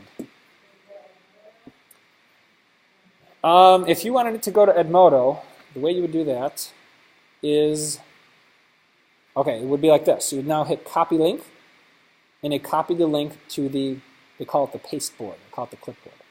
Now I would go into the Edmodo app, like so. Let's do this. Take me to my Edmodo app, exit. EDMO. Oh, I might not be logged into the Edmodo app though here. Yeah, I'm not. Imagine I was logged in. No, maybe I am. No, I'm not. I don't have my password available though, so I don't know what I used for that. But imagine I was there. I could then just make a post and say, here is my recording. Paste. Touch and hold to paste, and paste it in. So that could be a workflow that way. So that's the way that the child gets it to you without using email. You're just using Edmodo instead. That's right, because the child will be posting it to the wall where everybody can see it. And I feel that's important. I call that learning in public, so that everybody can see everybody else's work. And there's that added peer pressure piece there. If I'm not going to make junk because my classmates are all going to see it, I want to make put my best foot forward and make something good. So that could be a workflow of that. Any other ideas, concerns, requests, suggestions? before we go to the next one. All right, so let's go to the next one then. Minimize that, get us back to our outline. Oh, my purpose. I was going to send this to here to show you that workflow. Let's get us back to that then. That's what I was doing. All right, so that was EduCreations. So I will hit the share button. I'm going to choose the email option now. And what I did, notice how I like this. It says, click here to view my lesson. So it always says that, about, and then whatever you titled it, so that'll change. This always shows up as a little free advertisement for the app. If you don't want your parents at home to say, what is that? You could just go like this and delete it, simply from there. Unless it doesn't bother you, you could leave it in. All right, and then what it did is it made a thumbnail image of the first frame of my video. So right at a glance, you can see this, and you know, okay, that's the angles thing that we did. So all I would have to do, and maybe I won't do it because I'll avoid getting 40 emails from parents saying, what is this? But because it would go through. I would type in my blogging dragon special email address. The way that Blogger works is they let you set up a super secret email address, like pizza54321 at blogger.com. If I say that that special email address is tied to my account, now any app, any device, whenever someone sends email to that address, it shows up on the blog. So that's why it's a secret. You don't want people to know it because otherwise unauthorized stuff could be posted on your blog. So I put that email address, you can't see the full thing, but it's in here. It's a real long one. And just by tapping that, it would then put it in here. And if I hit send, which I'm not going to do now, if I hit send, within about 30 seconds, you would see that showing up here as the top item. And that's on the blog forever, for all of eternity, and all the parents simultaneously receive an email that something new has been posted. Go click it to watch. Now you might be thinking, well, wait a minute, if I have 30 kids in my class, or like me, I have 170 kids, that means 170 emails? No, not necessarily. Blogger only sends one email per day as a summary. So there's like, mine goes like at 11 a.m. So from 11:01 a.m. to the following day at 10:59, anything that came on the blog, it sends out that email at 11 a.m. So you're not inundating someone with 1 million email messages because you'll tick off some parents and they'll want to unsubscribe and be upset about that. So one email per day max is all they get, and it's a nice summary of all the new stuff that's been posted on the blog. And if one parent doesn't care this week, but next week they do, that's okay. Just keep scrolling down the blog and you'll see all the stuff from the beginning of time all in one nice organized place. And this is what it looks like, gives you that nice thumbnail image. So click here to view my lesson about measuring fish, is this one. And you'll hear Mrs. O'Donnell talking about common mistakes that kids make when they measure 1-inch by 1-inch blocks by putting them not in a straight line and going off at an angle. So conveying something like that to the parents might be tough to do through email. And that's really where this started. Mrs. O'Donnell was calling our house, giving us information about Oakley, and I'm thinking, she has like 21 kids in her class. Is she making 21 phone calls about all the same thing? Like, couldn't there be a better way to share that information out? I thought, what if we get her hooked up with this, and she can blog about it? And that way, do it Hello, once. everyone. Everybody on this week in class, our first graders have been measuring. What we've been measuring are fish. The students have been measuring fish to determine if they are long enough to be keepers or if we need to classify them as throwbacks. What they've been measuring with are inch tiles.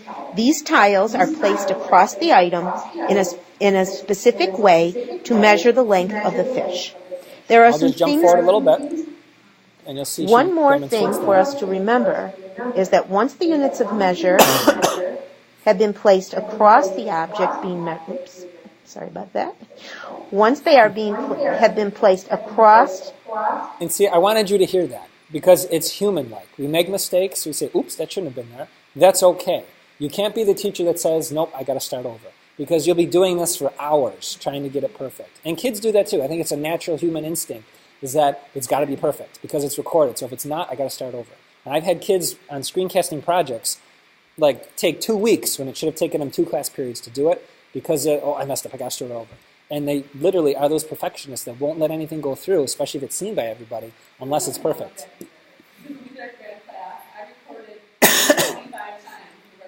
That's right, a real life example.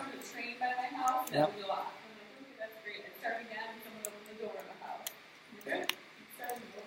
And the phone rings and unexpected stuff happens. So I just look for the pause button real quick, but if you if you want to keep re-recording, it ends up being a bigger deal and taking more time than doing it the old-fashioned way of saying it live in front of the class. So those are all the trade-offs to consider when you're making stuff like that. Now, Mrs. O'Donnell did say that it took her a couple of hours to make that 4-minute video. And when I asked her why, she said, well, I kept messing up, and I wanted to make sure it was perfect because the parents were going to see it. That's who was going to see it. And I want them to think I'm a smart person, so I didn't want to have mistakes in there. I said, well, in the age we live in now, yes, things are polished nicely, but you do want to appear human-like and not robotic. So it's okay to cough or sneeze or whatnot, as long as it doesn't totally detract from the message. So that's yet another one of those teachable moments that we came across today.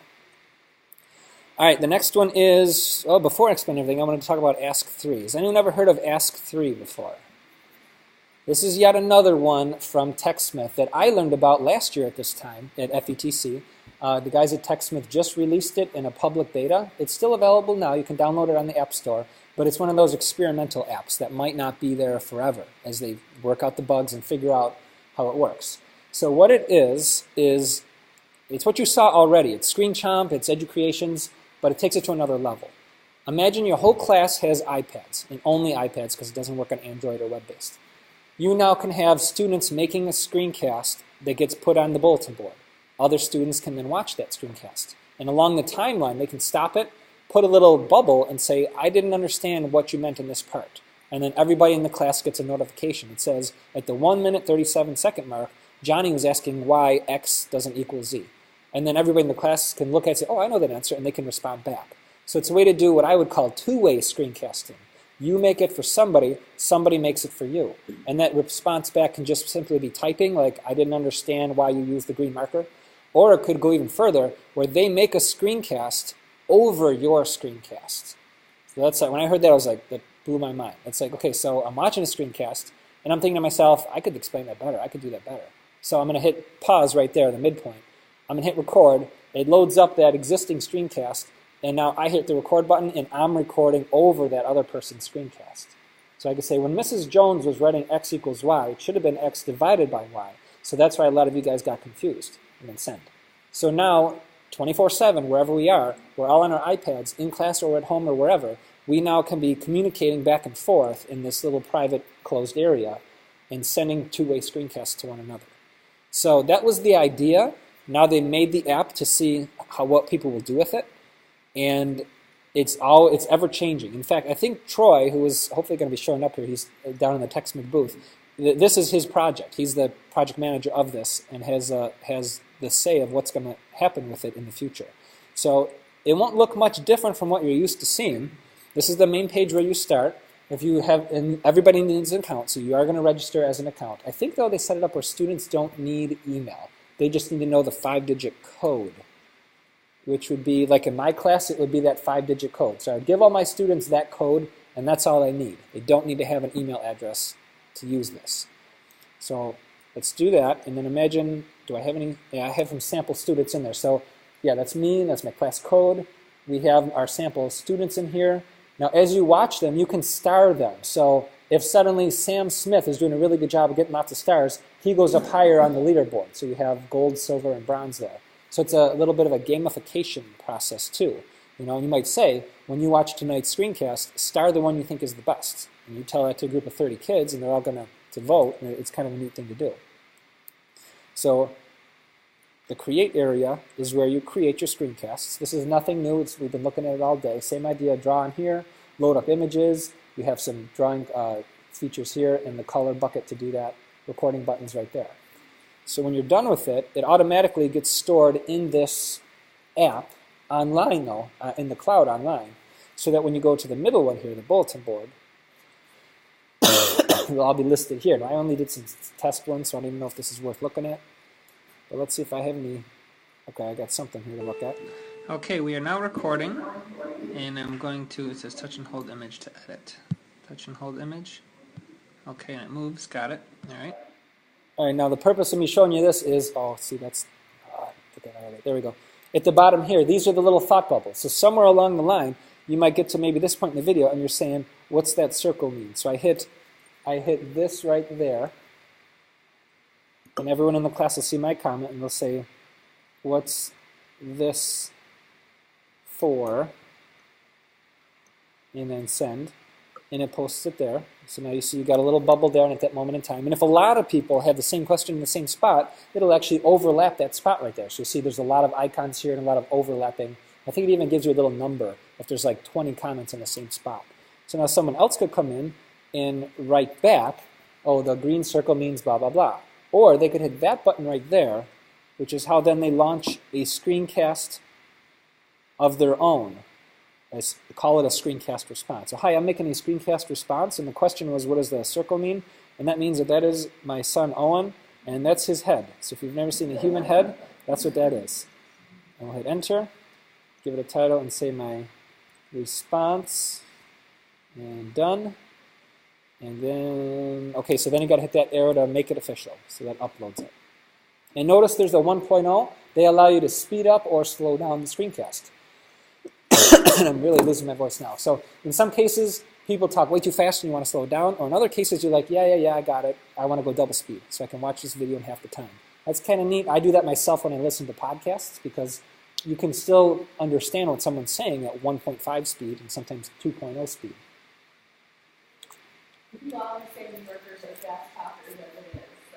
That's right. And that's why I'm making a screencast of this whole presentation today so you guys can go back on YouTube and watch it again. So as you're seeing here, we have my text response and my video response tied into the timeline right there. So I like this idea. It's a cool concept. However, the limitation that usually comes up is, well, everybody's got to have an iPad, and the answer is yes. It won't work on Android tablets, and it doesn't work on the web. But that's not to say that it won't go that way, because this is an experimental app that they are toying around with, and it is right now about 1 year old. All right, moving on to the next one. Let me double check. Now we're going to explain everything. Yes, we are. Okay. So back to minimizing that. Explain everything. This one is the one that John Bergman recommends, the father of flipped learning. He uses this in all of his... In fact, he was in my neck of the woods on Monday and Tuesday. He was at Sweet Home Middle School and High School, which is like 10 minutes from my house. And he's here tomorrow, so he travels all the time. But Explain Everything is a $3 app. I think it is available in the volume pricing store for buy 20 copies or more and get it half price. So for $1.50, it's a pretty good deal. And once we launch that, you'll see the opening screen is where you choose to pick an existing one, because maybe you want it, like someone in the back asked before, I want to go back and re-edit something I made already. You can now do that, so I could just touch that to open it. Or if I want to make a brand new one, I'll hit the plus. Go to the correct screen, and pick a color palette theme. I'll just pick the first one, and here's your color palette. Notice we have a lot more tools on the side here now, and a lot of stuff along the bottom. To record, there's our record button. We have a little timer, and notice here we have slides. We're currently looking at slide 1 of 2. So if I put a big number 1 there, and I say, take me to slide number, this is to add a slide up here. So add a slide, now this is number 2. I have the ability, using the navigation at the bottom, to switch between slides. So imagine this almost as like a PowerPoint type presentation, where each slide has different content, and every time you hit the record button, you're only recording for the current slide that you're on, not for your whole presentation. And this is a great tool to import a PowerPoint slide or a PDF document, multiple page, and it will make a new slide or new page for you automatically. And you can navigate through, and on each slide, record your portion just for that slide. So you don't have to do it all in one breath, which is nice too, because it's less stressful to do it that way. Same tools exist. You have your color palette, you have your pencil tool, but any of these tools, if you touch and hold them, you'll see, like so, you have additional options that pop out. So with and pen tip like that. This one, what really makes it cool is the next button down here, which is adding an object. And these are the objects. Oh, I might be doing it wrong. That one. So that button right there with the plus sign. If you want to put yourself in there, you can say, show me a new video. And it'll launch your camera. I'll flip it around. So I have myself there. Using my fingers, I can pinch and zoom and put myself anywhere on the screen. And in fact, maybe I have a video on my camera roll of something that I want to add as well. You can go ahead and add an existing photo or video from a variety of places. Look at all those places you can choose. And there's even more, too, that are hidden there. So on my camera roll, I have some stuff from our Tech TV program. Here's a 6-second video clip. I'll throw that on. I'll put that up there. And now I'll do something with this content. Here's recording. Hi everybody, I'm recording, there's the camera right there, I'm recording using the Explain Everything app, and I just want to show you a couple seconds of this video clip here that I have. Mr. Farina's 6th period class will be taking their final exam in room 137. Mrs. Deemer. Alright, what you're seeing there is our live performers for our newscast, but she's in front of the green wall. The real people on watching TV, or the viewing audience, is seeing like a weather image behind you there, so that's kind of neat how that works. So if for some reason I needed to draw something on the screen to indicate that, we call this chroma key, where the person is here, but then yet the background, all behind them here, is different. And that, as I said, is called chroma key. And since that's tough to do, I would instead use the text tool, type that, and type it this way instead. Return, enter. And so I can move that around on the screen. So what I just showed you is me in the live picture, a pre-existing video, some drawing of stuff, and that's what makes this app pretty unique. That's it. All right, now, if I can pull that up, now we have a timeline of events. And at first this is kind of hard to understand, but maybe as I go over it you could see. See all the stuff on that timeline? You have my audio in a visual view, so you can see the waveform coming down there. But each one of these things is a drawing event or a moving event that happened. So as I scrub through, watch this. This little block is that blurb. There's that other blurb. Here's me starting to handwrite underneath. You can't see it there. And then here's me starting to type. And at the end of my typing ends there. Here's me moving that type. So if all of a sudden now you made a mistake, you kind of know where to go back and then hit record. So this will record over at that spot. And it warns you what you're about to do is you're going to replace what's already here forwards, but you're going to keep what's before it. So if that's okay by you, and it would make sense, go ahead and hit yes and record right over it. So this gives you those options to do that. And then the other part unique about this is now you could put this, you could get stuff in and get stuff out of this app very easily. You saw me get in a live camera, a pre-recorded, and I just drew stuff. Now I'm going to use over here the export feature. Export as a movie, and I can send it directly to the camera roll. I can put it to YouTube, and then there's a host of other options I can do there. So my usual preference is sending it right there to the camera roll, but we'll see how long this takes to process. This is where it gets a little tricky, because now you have to sit and wait, and you can't close this app. You have to let it run, and it's going to process, and look at that, it's saying already that little, 2-minute video I made is already going to take that much time. We got to wait for that to process. Now, if I was going home for the night, or I was going, I don't know, if it's in the morning, I have a planning period, I'll just let it run all period. You have to be prepared to wait it out and process it. And the reason why it's taking so long, anybody know why? Why is it going to take so long to process? Anybody know? What did I put in it you think that takes a lot of horsepower to check through? The video, right. And I did 2 videos. Video is 30 frames per second. So every 30 seconds you get basically a new picture showing up whenever you have video. So I had my video up there, and then I also played that video for a little bit. So anytime you add video blocks, plan on it taking a while. You can off-source this a little bit if you want, if you have a Mac desktop or laptop, because the Mac store on the desktop platform has the Explain Everything compressor. And usually it shows it up here somewhere, but maybe it'll be one of these tips right here. Let's see, does it talk about it? Yeah, there we go. The Explain Everything compressor, available on the Mac App Store, allows you to compress multiple projects on your Mac computer. So free up your iPad instead of waiting it to process. And the reason being is a laptop or desktop probably is going to have much more horsepower and can do this process much quicker. Maybe it'll only take 3 minutes instead of 14 minutes. So you would hook it up through iTunes, and iTunes would let you grab it from there, and you could off-source it that way. Just something to consider if you make really long screencasts and you like to have your video in there. It's just yet another trade-off. We won't wait it out. We'll just cancel it. Or maybe when you go home at night before you go to bed, go back to the home screen, say save it yes, call it whatever. And so now before you go to bed, now is the time you do it. Open it up, export it out, and then go to sleep and let it run all night long. You know, that's just another consideration that you could do, because here you truly can come back and edit, unlike the other apps which you can't. So I wanted to make sure that I showed you that, because that is the granddaddy of all the screencasting apps that I know of. And if you like it, want to learn more about it, on this screen here where they offer you the help feature or the information, go here and go to the where is it? Right here, the iBook Guide. They've created a free iBook that you can download. I think I have it already. And they made a nice iBook that's loaded with screencasts, so you can hear them talking about it and read text-based format of it too, and flip through the pages and learn about all the features. And that's actually how I learned about it as well. Maybe you have to go to purchase to do it. But it's in there. Trust me, it's in there, and it's a free one to get. So if you are interested in that app and want to know more, that's a good resource to have. All right, before I totally lose my voice here, I've been doing this since 8 o'clock this morning, and I got another one tomorrow.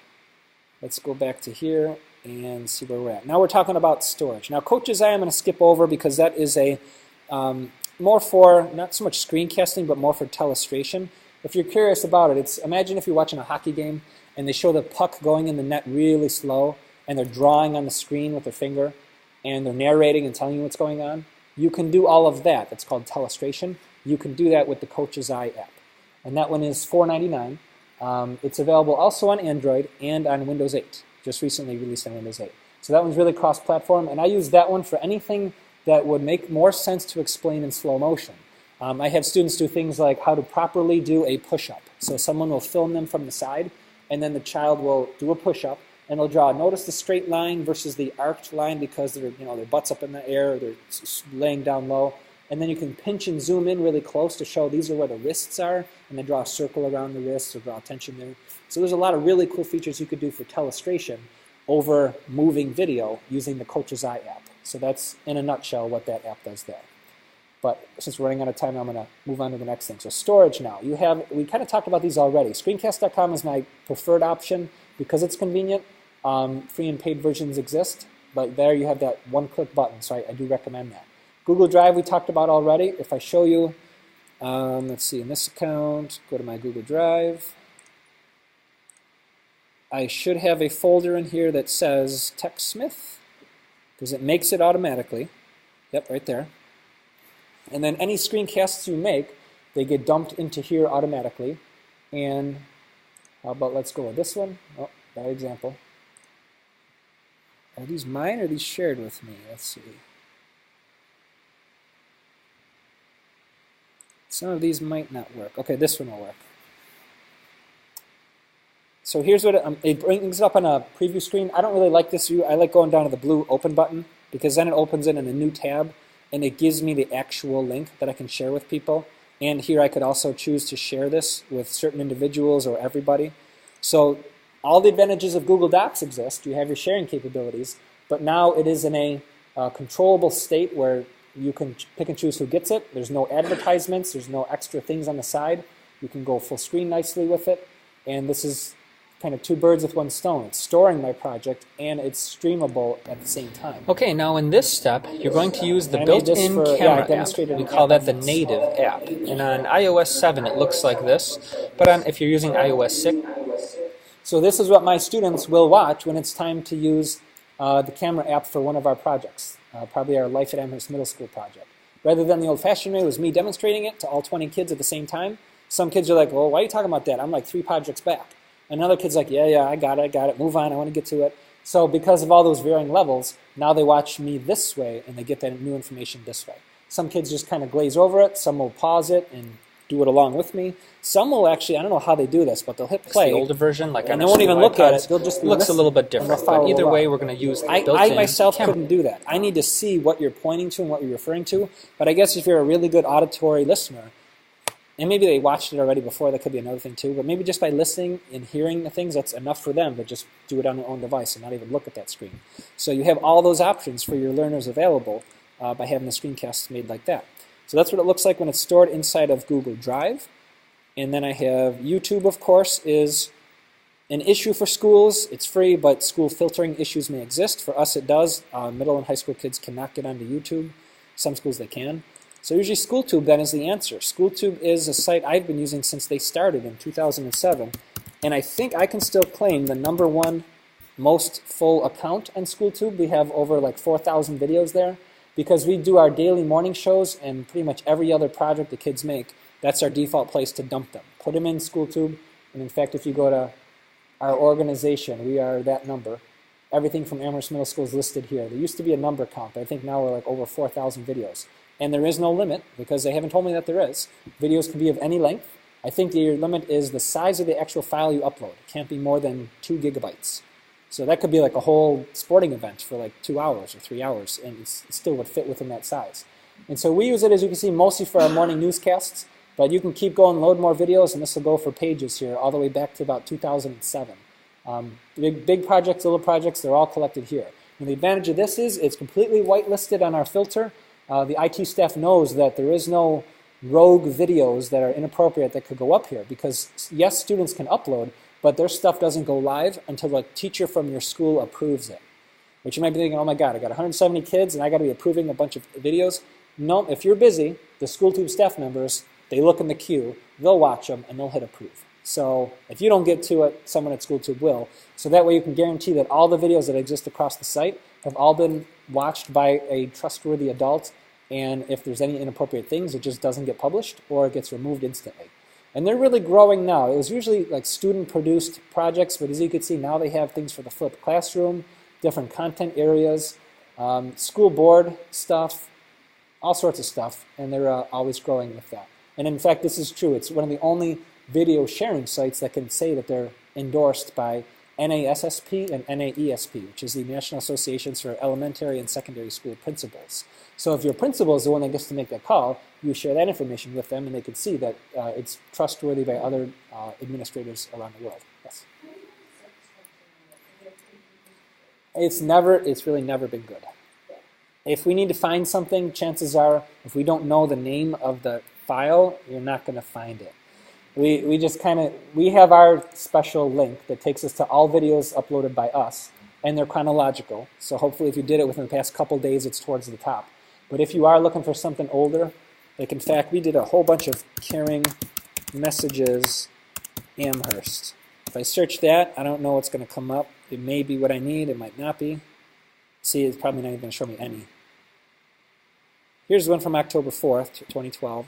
But we've made hundreds of these, so I don't know how it selectively finds them. It's just kind of, I guess if you know what's in the title, that's your best bet. But if you're not sure what the child titled it, then it makes it harder to find.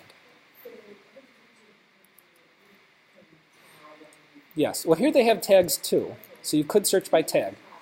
Yes, and if the child is linked to you in your account, you can go to My Videos, and then Moderation, and then it will show anybody that chose you as the moderator. So I tell the kids, when you upload to SchoolTube, pick me in the list, so now I can go to the approved videos and the denied videos that way. So I guess I do have some ability to do that, to search for it, but I have to agree, it's not the easiest thing. It never has been. I don't know why they haven't fixed that, but sometimes it seems hard to find stuff. But as long as you're having a school-wide account or a class-wide account like we are, you just kind of start there and then scroll down back in time. Any other questions, concerns, comments? All right. Let's see where we're at next here. I want to give you guys some time so we can float around and help you. TechSmith Relay is something at what we would call an enterprise level. Rather than having to install or buy a copy of Snagit, Camtasia, or Jing for each and every computer, your organization can pay a couple thousand, which sounds like, whoa, thousands of dollars. It's actually, it's money saving if you think about it. Everyone in your entire organization, including students, I believe, can install the software for free, and then they use a very simplified recorder. Let's see if they have a picture of it. I guess they don't. A very simplified big red button recorder. All they have to know is hit record. When you're done, give it a name and hit send. And they don't have to know anything about storage, file formats, where it's going, anything. It just automatically goes to a repository online where then the administrators of the account can see on a dashboard all the videos. Then there's analytics built in, so if you're doing a flipped classroom approach, the teacher can see, out of my 28 students, how many of them watched it, and of those that watched it, how much of it did they watch. And you can build in quiz questions as well, so that you can get feedback. So this will only, talk about new, this was released, I think, 2 days ago. It used to be called Camtasia Relay, now it's called TechSmith Relay because they've bundled it into a lot more of their products. I was hoping Troy was going to be here to explain this, but if this kind of enterprise-wide thing sparks your interest, go down and check out the TechSmith booth and ask them about it, because I know I'm going to do that myself too, because I'd like to have every teacher and every student just install the software and be able to use it without buying a copy of Snagit and buying a copy of Camtasia. So that is more for an enterprise-wide level. We covered a lot of these already, how to access your screencasts, email them out, place them on a blog or a web page or Edmodo.